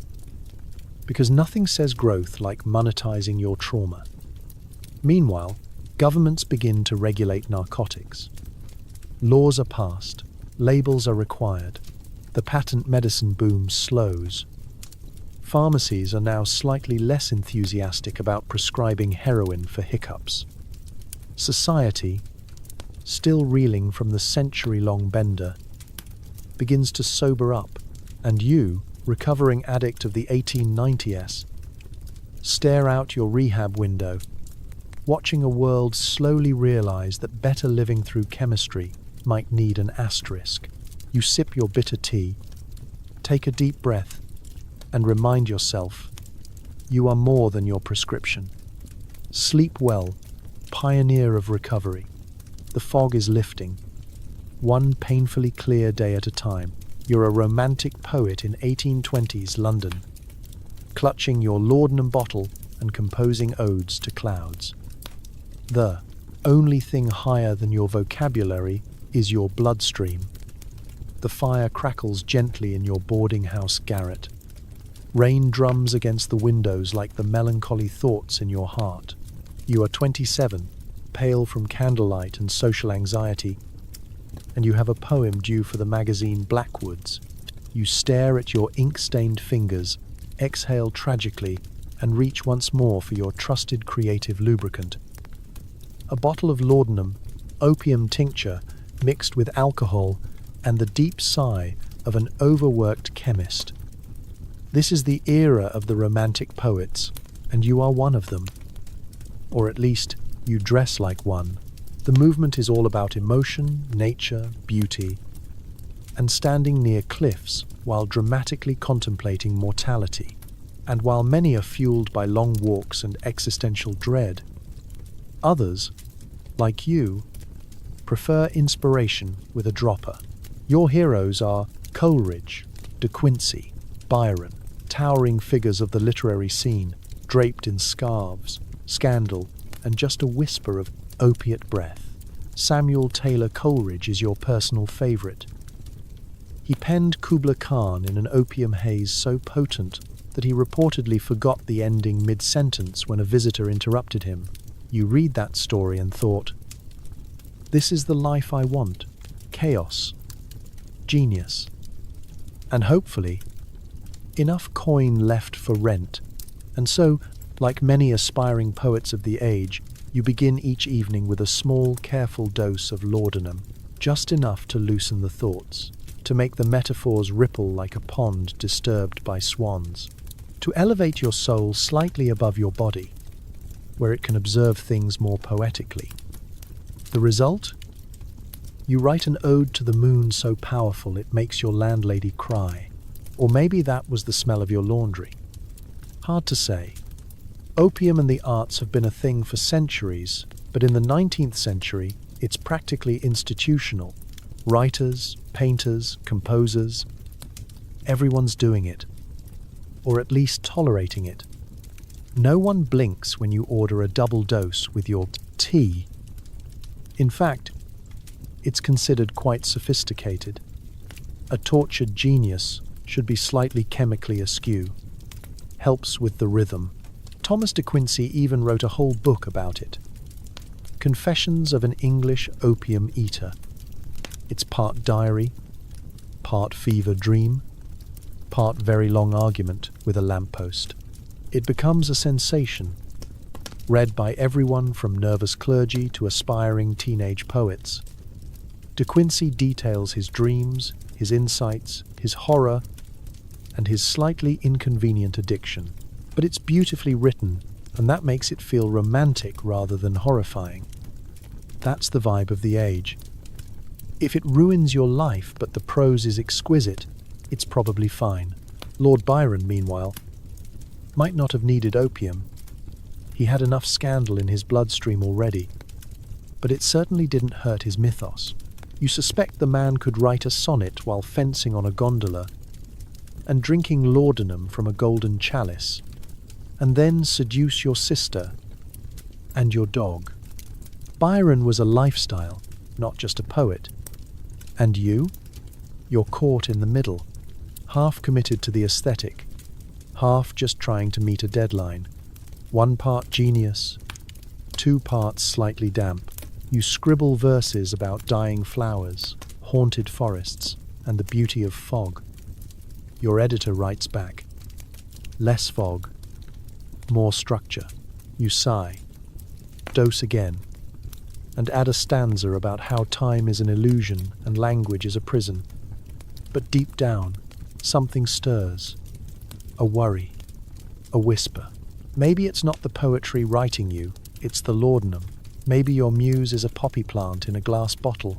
And maybe the reason you can't sleep, can't eat, and sometimes mistake your own coat for a raccoon is because the price of inspiration is getting a little steep. Still, the world applauds your pain. Your poems are published. People weep. Someone sends you a lemon tart and a marriage proposal. You stare out the window and wonder what the sea smells like. Sleep well, poet of the poppy. The clouds you write about may be inside your rock head, but they're beautiful, all the same. It's the roaring 20s. Booze is illegal, but your favorite speakeasy has a secret menu, and everyone's talking about the mysterious new guy with the Turkish pipes. You duck through the alley behind the butcher shop, knock 3 times on the back door, whisper a password that changes every Tuesday, and step into a velvet-drenched underworld where jazz plays softly over the sound of moral ambiguity. The lights are low, the patrons are high, and behind the bar, tucked between the gin bottles and the pickle jar, is something even more illicit than bathtub gin. A box of imported Turkish opium wrapped in silk and extremely bad decisions. It's the 1920s, and America is in full-blown prohibition mode. Alcohol is banned, people are furious, so they do what humans have always done when told no. They get creative. The speakeasy is born, a hidden club for sipping, swaying, and sidestepping federal agents. But the booze isn't the only thing flowing. As one vice goes underground, others dig tunnels next to it. And opium, with its slow-burning allure and promise of soft oblivion, slips right in. You take a seat in the back. The new guy arrives, smooth, silent, dressed like a magician who does crimes on weekends. He unrolls a velvet pouch containing long, curved opium pipes. The regulars glance over. The band plays louder. The den transforms. It's no longer just a bar. It's a temple to narcotic escapism, the kind of place where time melts and no one asks questions. Unless it's, "Can I borrow your pillow?" Opium dens had never quite gone away. Even after waves of anti-Chinese sentiment in the late 19th century tried to push them out of American cities, the dens adapted. They moved. They morphed.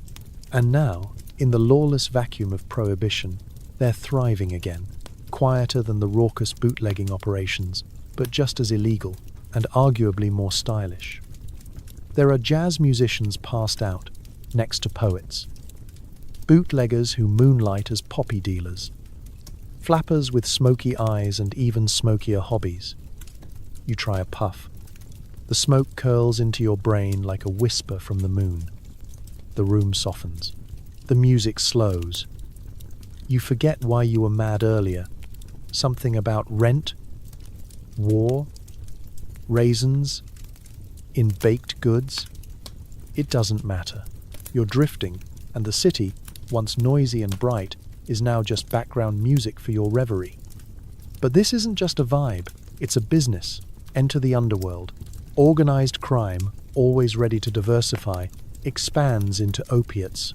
Opium, morphine, and even heroin start showing up in coded shipments and hollowed-out books.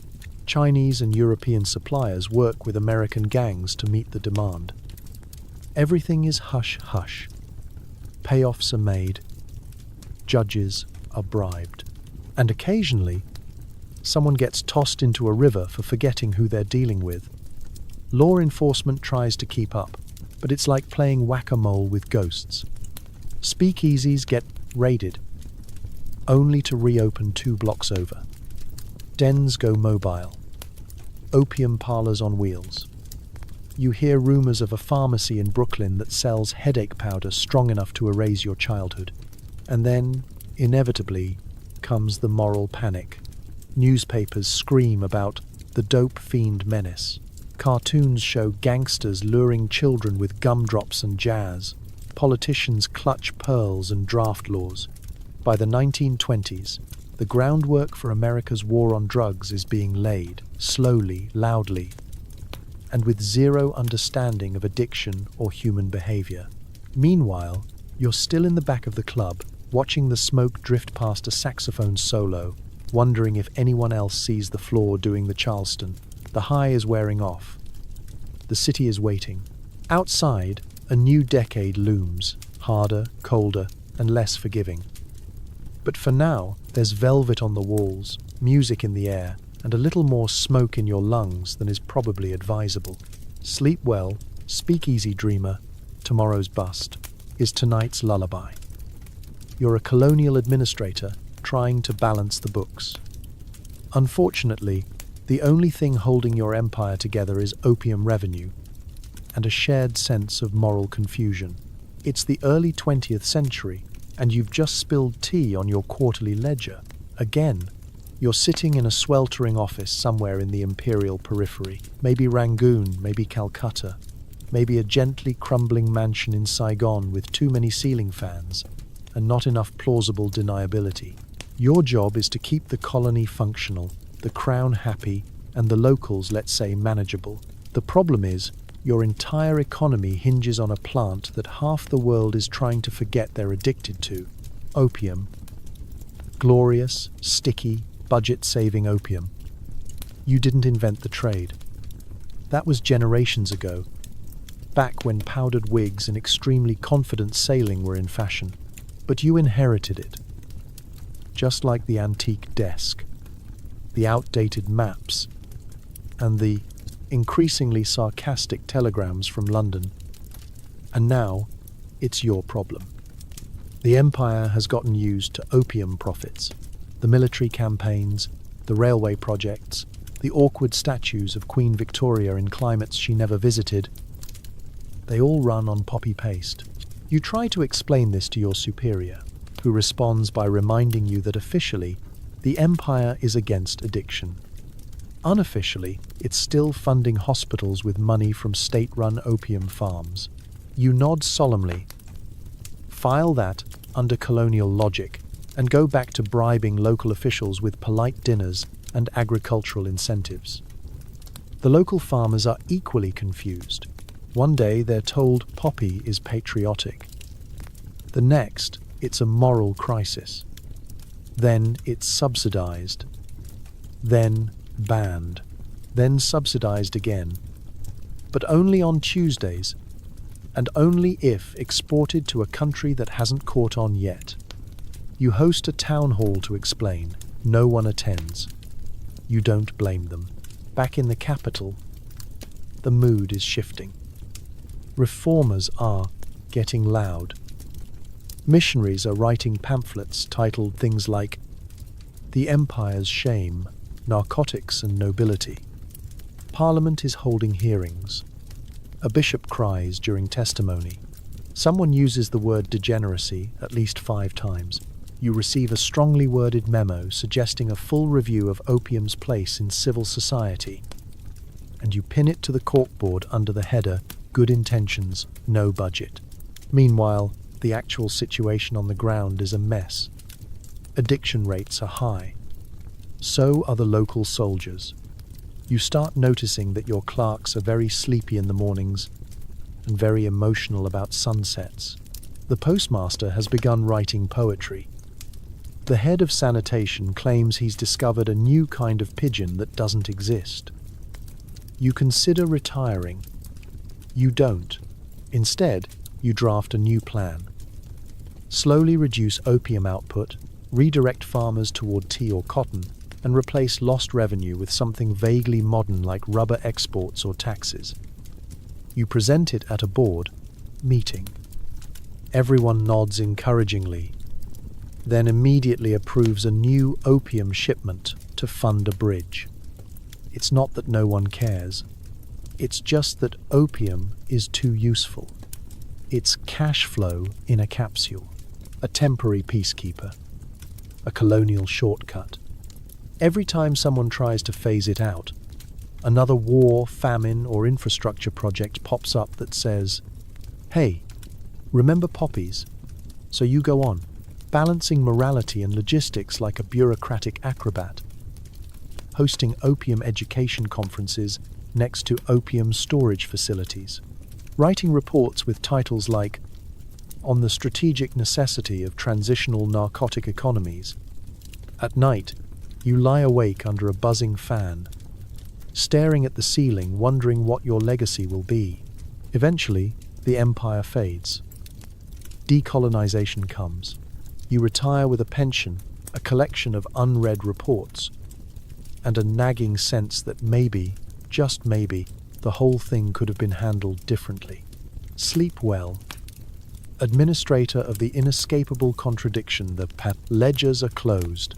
The empire is history. But the hangover? That'll linger a while. It's the 1920s. The world decides to outlaw opium, heroin, morphine, and probably fun. International paperwork increases by 4,000%. Smuggling gets 10 times more creative. You're sitting in a mahogany-paneled meeting room in Geneva, surrounded by mustaches and monocles. It's the post-World War I era, and everyone is still a little traumatized, a little idealistic, and very excited about international cooperation. The League of Nations, humanity's first large-scale attempt at a global group project, is in full swing, and today's agenda is very ambitious. Stop drugs. All of them. Forever. You represent a respectable European power, or at least you think you still do, and you've been sent to participate in what the newspapers are calling the Great Narcotics Reckoning. There are delegates from everywhere. Suit-clad Americans, stiff British gentlemen, chain-smoking Frenchmen, and exactly one person from Siam who's deeply regretting his choice of shoes. Together, you're meant to design a worldwide policy to end the opium crisis once and for all. It starts well enough. Speeches are made. Pens are passed around. Everyone agrees that addiction is bad, trafficking is worse, and the current system, which mostly involves yelling at smugglers while secretly profiting from them, is unsustainable. A resolution is drafted. Then another. And another. Soon the Committee on Narcotics is churning out treaties faster than you can say unintended consequences. The result? A flurry of new rules. Opium is to be regulated. Heroin and morphine must be tracked. Only certified medical personnel can prescribe narcotics. Trade routes are to be monitored, and a brand new International Opium Convention is signed, stamped, and celebrated over espresso and vaguely judgmental toast. On paper, it looks great. In reality, absolute chaos. You return home and try to implement the new rules. Your customs agents are immediately overwhelmed. Your pharmacists are confused. Your doctors are outraged. And your black market? Thrilled. Because while the League may have intended to tighten the global noose around narcotics, what it mostly did was create a booming job market for smugglers, forgers, and clever teenagers with hollow shoes. Overnight, demand for opium doesn't drop, it skyrockets. What was once legal and labeled is now forbidden and extremely profitable. Smuggling routes light up like a Christmas tree. Opium caravans detour through mountain passes. Heroin crosses oceans in cans of soup. Morphine ends up sewn into coats, baked into bread, or disguised as novelty soap. Every time you close one loophole, 3 more open, often wearing top hats and speaking 5 languages. And the smugglers aren't the only ones evolving. Entire criminal enterprises spring up, professionalizing the narcotics business with board meetings, distribution chains, and secret codes that sound like jazz riffs. The cartels of the future? This is their awkward, ambitious adolescence. Meanwhile, back in Geneva, the League keeps writing memos. More paperwork, more regulations. A treaty here, a strongly worded suggestion there. Enforcement, however, remains optional. You start to suspect that the only people truly benefiting from this system are bureaucrats and paper manufacturers. Still, something shifts. For the first time in history, addiction is being framed as a global issue, something that transcends borders, politics, and personal shame. Public health campaigns begin. Educational materials appear.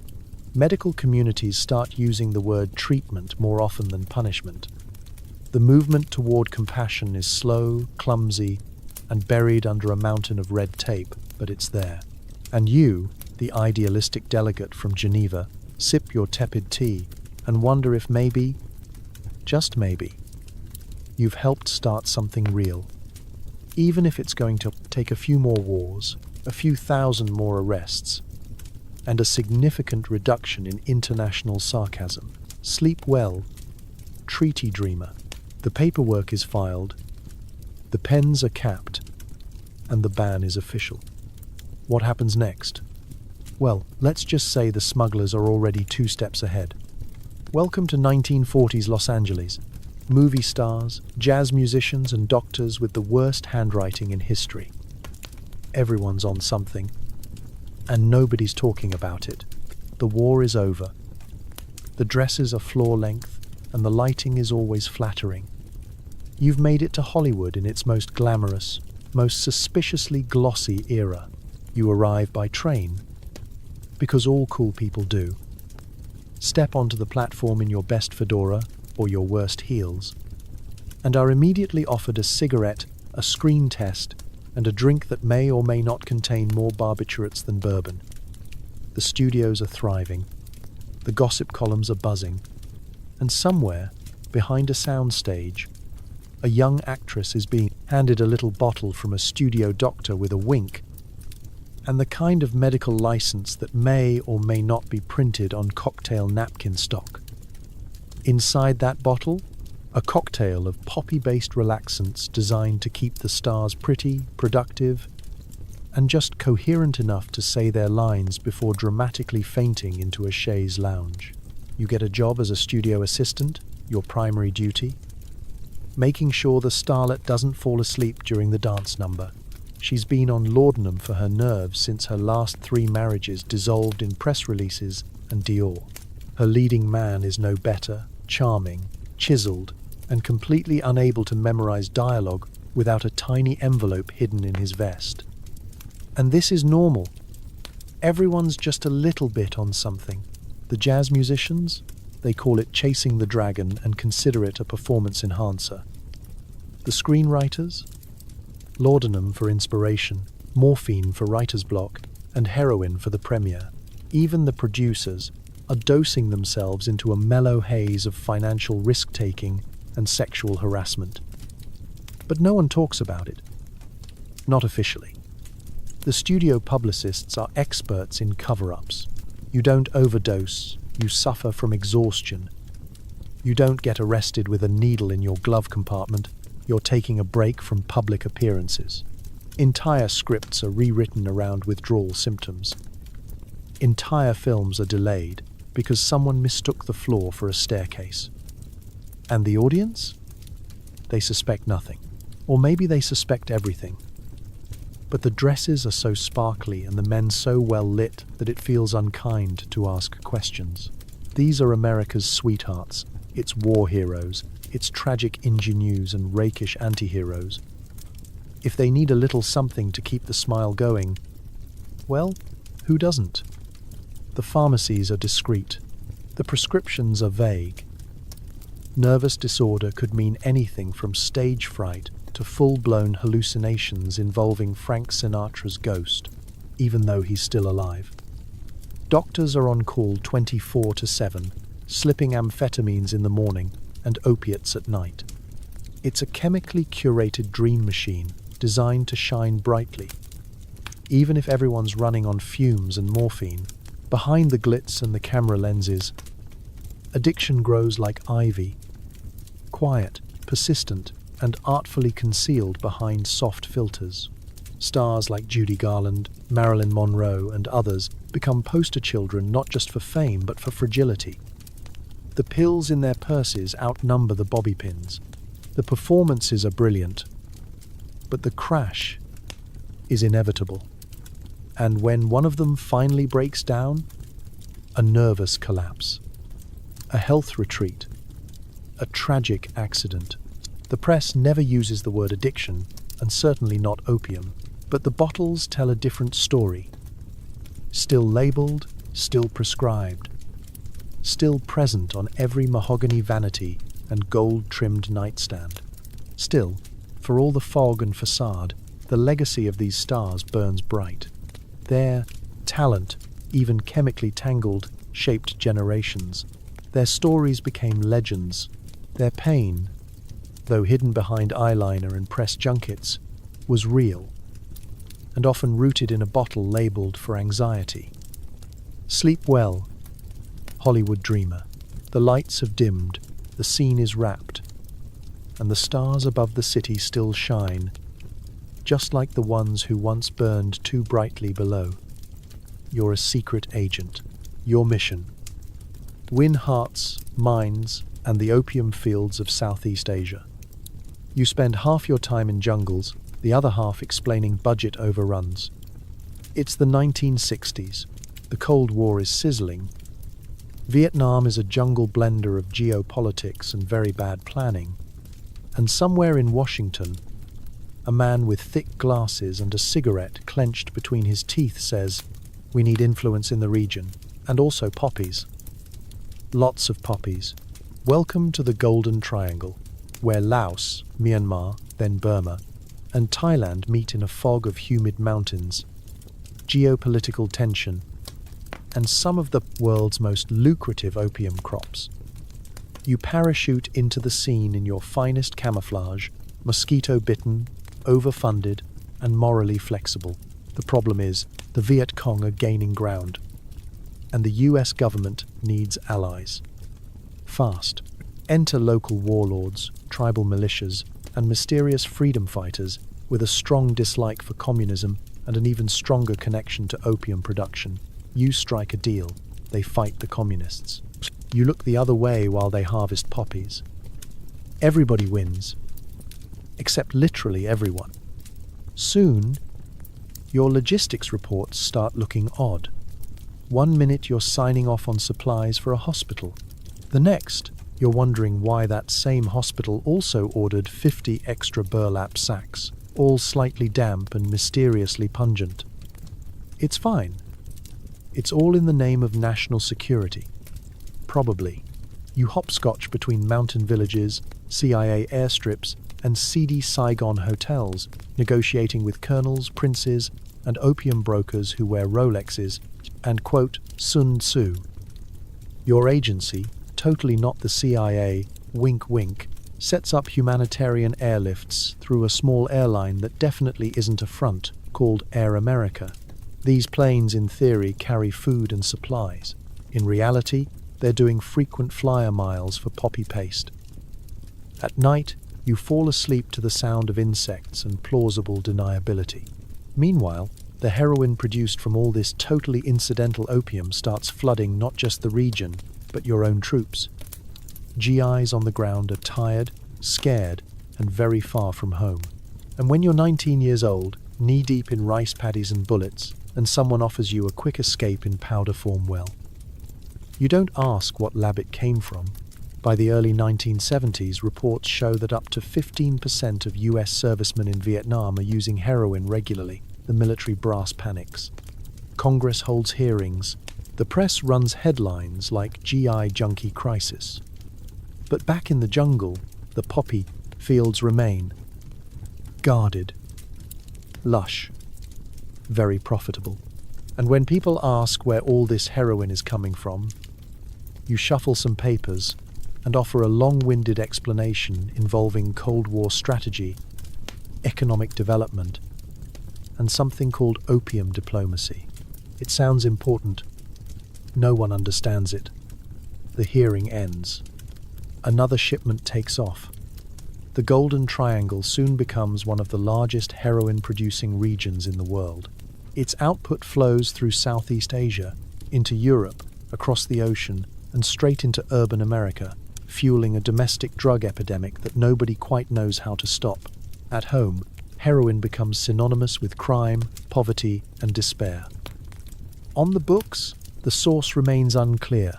Eventually, as the Vietnam War winds down, so does America's direct involvement in the region. But the infrastructure remains. The alliances linger. The airstrips don't just disappear. And the poppies? Oh, they bloom like nothing happened. You retire early. Your pension is generous. Occasionally, someone writes a book suggesting maybe, just maybe, the CIA turned a blind eye, or both eyes, to Southeast Asia's drug trade in the name of anti-communism. You smile tightly. Say nothing. Sip your coffee. Sleep well, shadow operator. The jungle is quiet now, but the echoes of your mission drift on through the valleys, across the borders, and into every powder-filled paper bag. It's the late 20th century. Big Pharma has a solution for everything, and it rhymes with OxyContin. Suddenly, your uncle's bad back is a family affair. It's 1996, and you're sitting in a doctor's office with beige wallpaper and a framed inspirational poster of a waterfall. The doctor nods sympathetically as you describe your back pain, likely caused by decades of bad posture and your tragic misunderstanding of gym equipment. He writes a prescription with the speed and confidence of someone handing out Halloween candy. The name on the bottle? OxyContin, time-released relief for modern suffering, wrapped in a sleek little capsule and more addictive than your favorite childhood cereal. You don't know it yet, but you're on the front lines of a pharmaceutical revolution/disaster. The late 20th century brings us the internet, denim vests, and, most notably, pain management as a lifestyle. Big Pharma, ever helpful and deeply sincere in its pursuit of quarterly profits, begins aggressively marketing a new class of opioid-based painkillers. These drugs, built on the same chemistry as the humble poppy plant, are pitched as safe, effective, and scientifically non-addictive, if taken as prescribed, which of course works exactly until it doesn't.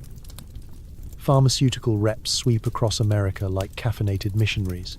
They bring free pens, catered lunches, glossy brochures, and data sheets that may or may not be missing footnotes. Doctors are wooed. Clinics are stocked. Patients are assured that chronic pain is a disease, and that relief is just a pill away. You take one. The pain softens. You take another. You sleep better. 3 weeks later, your tolerance has adjusted, and your personality has, too. You've developed strong opinions about lawn care, and you're pretty sure you can hear your bones whispering when the dosage wears off. The doctor doubles your script. Then again, and suddenly, what started as relief becomes necessity. What was once a solution becomes a ritual. And you're not alone. Across the country, prescriptions skyrocket.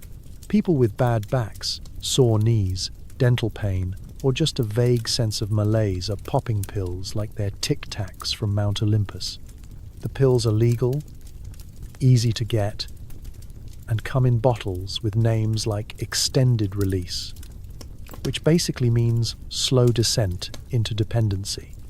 The companies behind these drugs release glowing reports.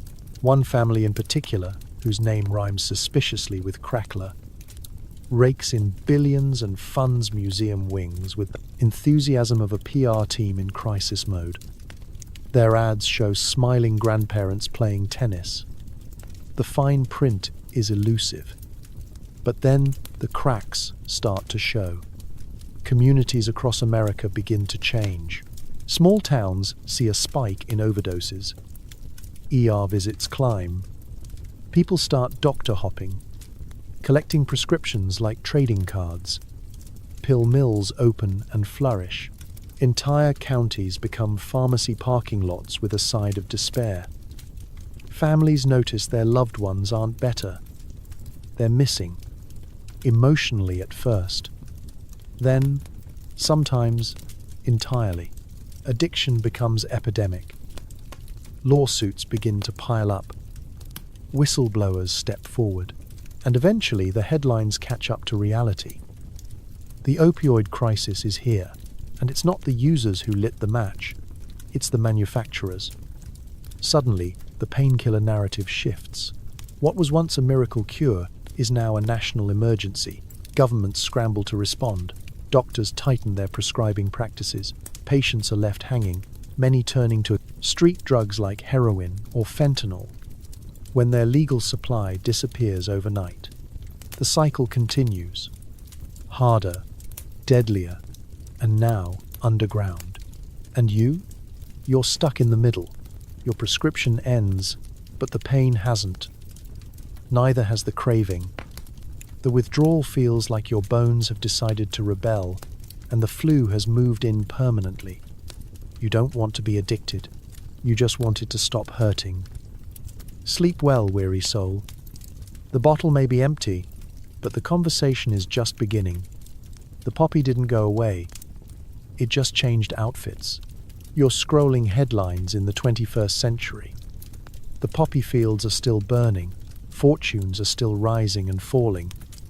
And somehow, nobody's fixed anything. It's the modern world. You have Wi-Fi, online grocery delivery, and at least 3 streaming platforms yelling at you to watch things you'll never finish.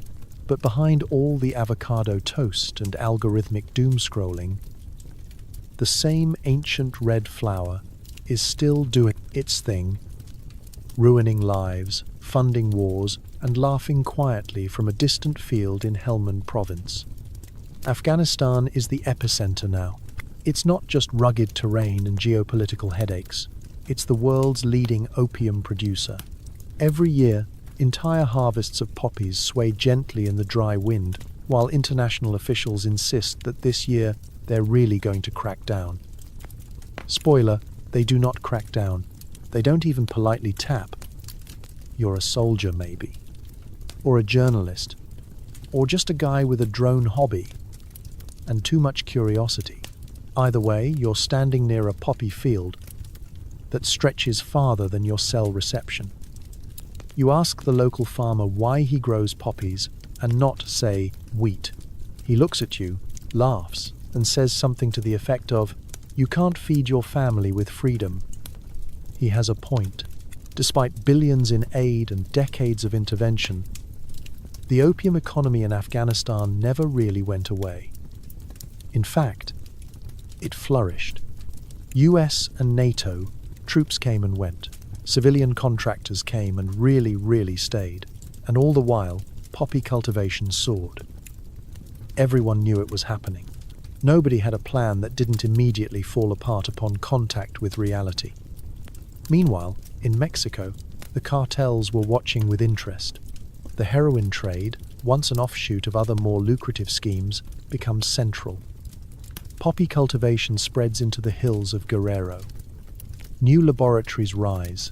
Smuggling routes adapt. Street-level heroin, especially cheap and especially lethal, starts creeping north into the US, riding on the back of the painkiller epidemic like a vulture on a dying horse. And then comes fentanyl. Fentanyl, the overachieving little sibling of heroin, is not technically derived from poppies, but its arrival is still part of the same tragic family reunion. It's synthetic, strong enough to tranquilize a woolly mammoth, and easy to manufacture in labs that don't require good ventilation or a conscience. It floods the market. Overdose deaths spike. Governments panic. Cartels adapt again. Less farming, more chemistry. You're no longer dealing with farmers. You're dealing with logistics experts with machetes. Back in your city, you see the symptoms. People sleeping on sidewalks with eyes open. Overdose kits in public parks. News reports about record-breaking seizures and record-breaking deaths. You scroll past them while sipping a latte that cost more than a dose of something that could end a life. The scale is mind-bending. The response? Often a shrug and a budget cut. But the poppy's revenge isn't just about drugs. It's about economics, corruption, desperation. It's about failed policies and forgotten promises. It's about entire generations of farmers, soldiers, patients, and users caught in a system that profits off their pain and then politely pretends not to notice. And yet, it's still going, still growing, from ancient Sumer to Silk Road smugglers to Victorian parlour, tables to today's overdose epidemic. Opium has proven one thing. It doesn't go away. It just changes uniforms. You close the article, turn off your phone, think about the future. Sleep well, modern wanderer. The world may be digital now, but the problems are still grown in soil. And the flower? It's still blooming, red as ever. You try to drift off to sleep, but the history of opium lingers, equal parts nightmare and lullaby, a story that never quite ends. One last deep breath, and you realize history isn't just something that happened. Sometimes it's something you can feel in your bones. The poppy is quiet now. Somewhere it's blooming, soft petals, bright red, delicate as a sigh. But behind that beauty, centuries of whispered deals, battlefield surgeries, royal scandals, crumpled prescriptions, and factory-farmed despair. It's a flower with more baggage than a Victorian honeymooner, and it's been riding shotgun in humanity's story for over 5,000 years, rarely asking for directions. You close your eyes. Behind them, a flicker reel plays. A Sumerian priest crushes dried pods in a temple mortar. An Egyptian embalmer mixes tinctures for the afterlife. A Roman noble stirs a few drops into his goblet. A medieval monk counts poppy seeds like their prayers. A Chinese merchant watches his empire unravel in smoke. A British official signs one more shipment order with a stiff upper lip and a bottomless sense of denial. A jazz musician taps out a rhythm while the pipe smoke curls into the shape of something he's been trying to forget. A pharmacist in 1997 adjusts his tie and tells the rep, "Sure, let's give it a try." And you, here, now, just trying to sleep, with all of that woven into the pillows of modern life. Because even if you've never touched the stuff, chances are someone you know has. A prescription that spiraled, a pain that didn't go away, a moment that turned into a habit that turned into a silence. Opium and its many slick, lab-enhanced descendants still haunts the present, drifting through hospital corridors, into voting booths, under bridges, and through boardrooms. It's a paradox, a plant that both saved and destroyed, a painkiller that often led to more pain, a comfort that curdled. People turned to it for peace, for sleep, for silence, and in small doses, it gave them all three. But the price? Always due, always in full. Governments rose on its profits, others crumbled in its wake. Artists praised it, soldiers cursed it, doctors misunderstood it, and entire nations played hot potato with its responsibility. The poppy, meanwhile, just kept growing, unbothered, unimpressed, and possibly laughing a little. And maybe that's the most haunting part. That something so soft, so quiet, could be behind so much noise. You breathe in. The present surrounds you, clean sheets, dim light, distant hum of traffic or fan or silence. But somewhere deeper, your ancestors stir. Some with war wounds packed in poppy poultices. Some with bottles hidden in bedside drawers. Some who barely survived the days when pain was a constant companion. And the only relief came with a label that said soothing elixir, but may as well have said, "See you in 3 weeks." This is the weight of history. Not always heavy, but persistent. A thread pulled through time, a fog that never quite clears. And yet, you're still here, still breathing, still learning, still curious enough to want the story, even when it's ugly. So sleep well, traveller. You've wandered through centuries of empire, medicine, madness, and marketing. You've survived the Silk Road, the Senate, the saloon, and the suburbs. You've walked beside pharaohs, pharmacists, poets, and pushers, and now, finally, you've reached your pillow. Close your eyes. Let the poppy rest. You've made it to morning. You're a French soldier sweating in the Egyptian sun, dodging musket balls and sand fleas. Suddenly, the army doctor hands you a mysterious elixir, Napoleon's answer to everything from dysentery to boredom. Turns out, conquering the East means picking up more than just a tan. You also inherit a serious opium habit. It's 1798, and you're part of Napoleon Bonaparte's Egyptian expedition.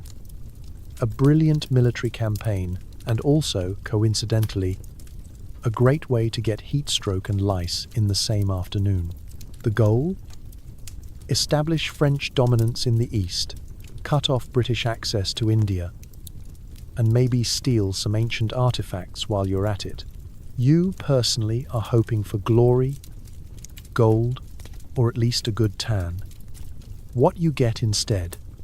Diarrhea and addiction.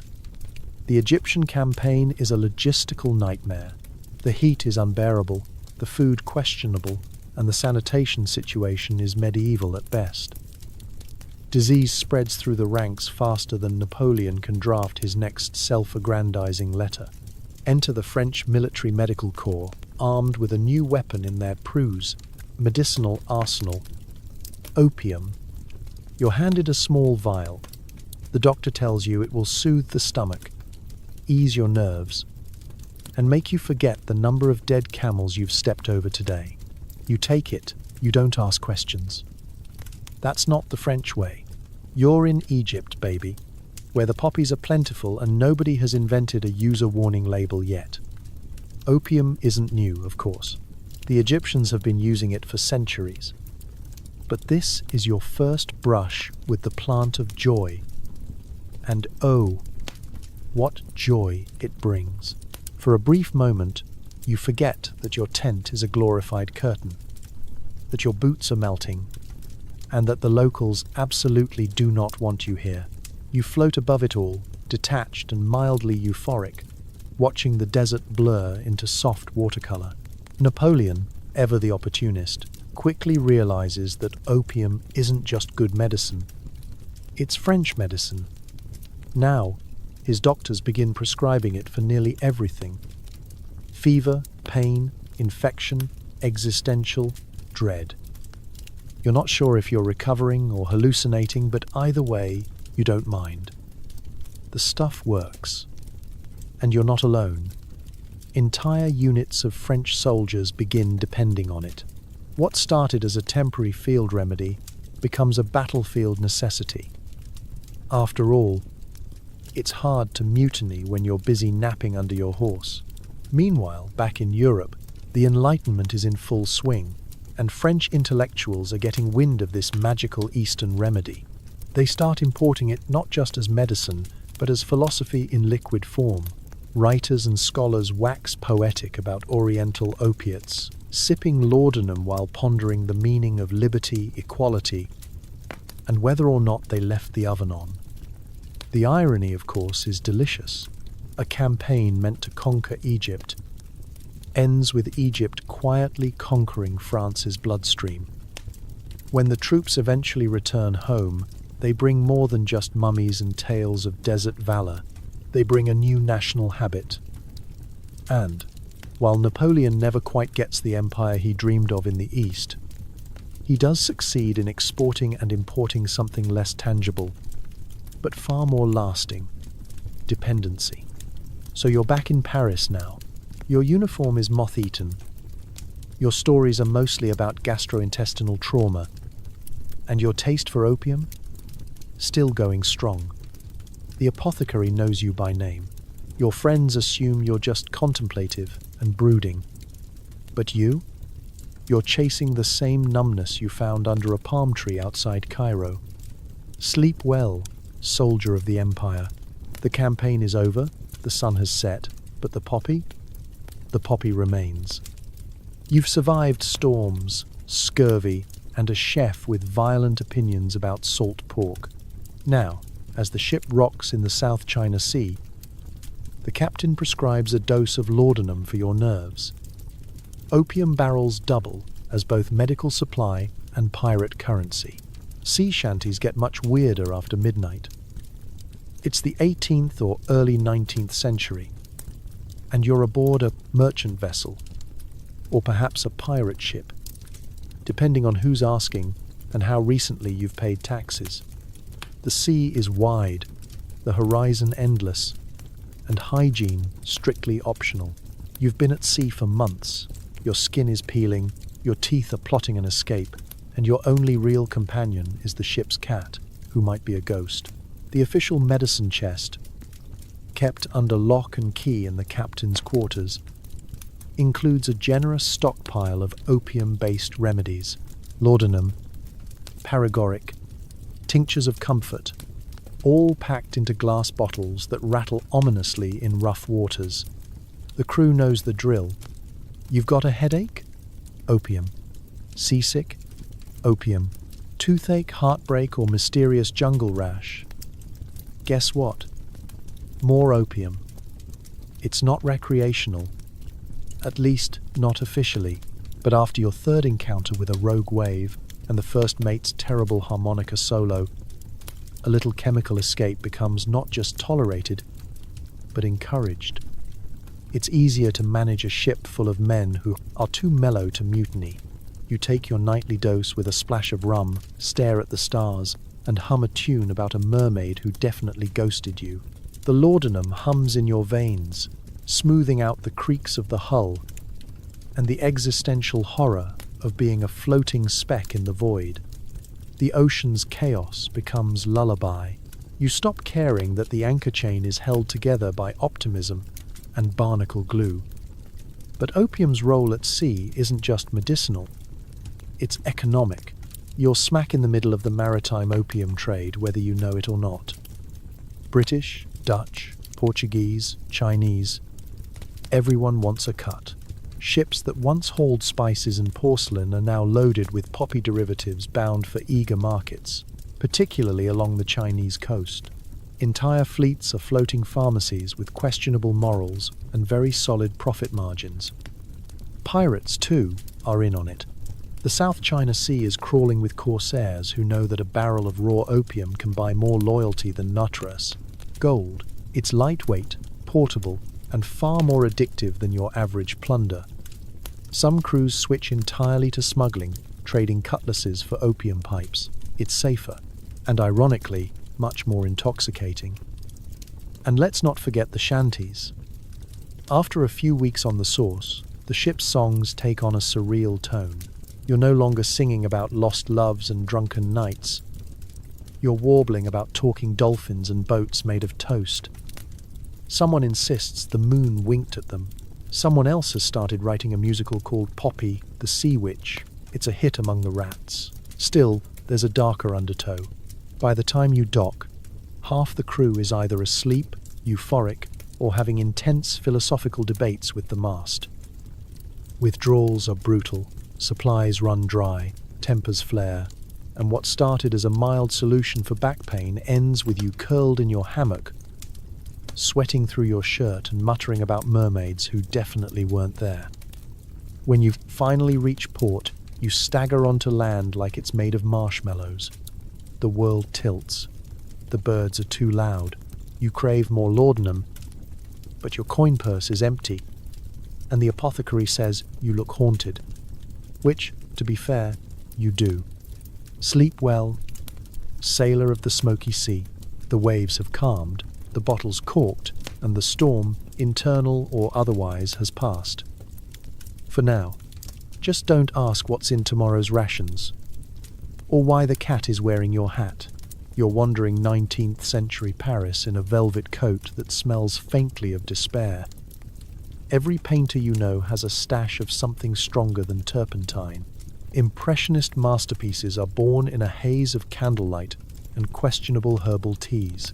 Somewhere between the Moulin Rouge and a poetry slam, you realize that inspiration is, technically, a controlled substance.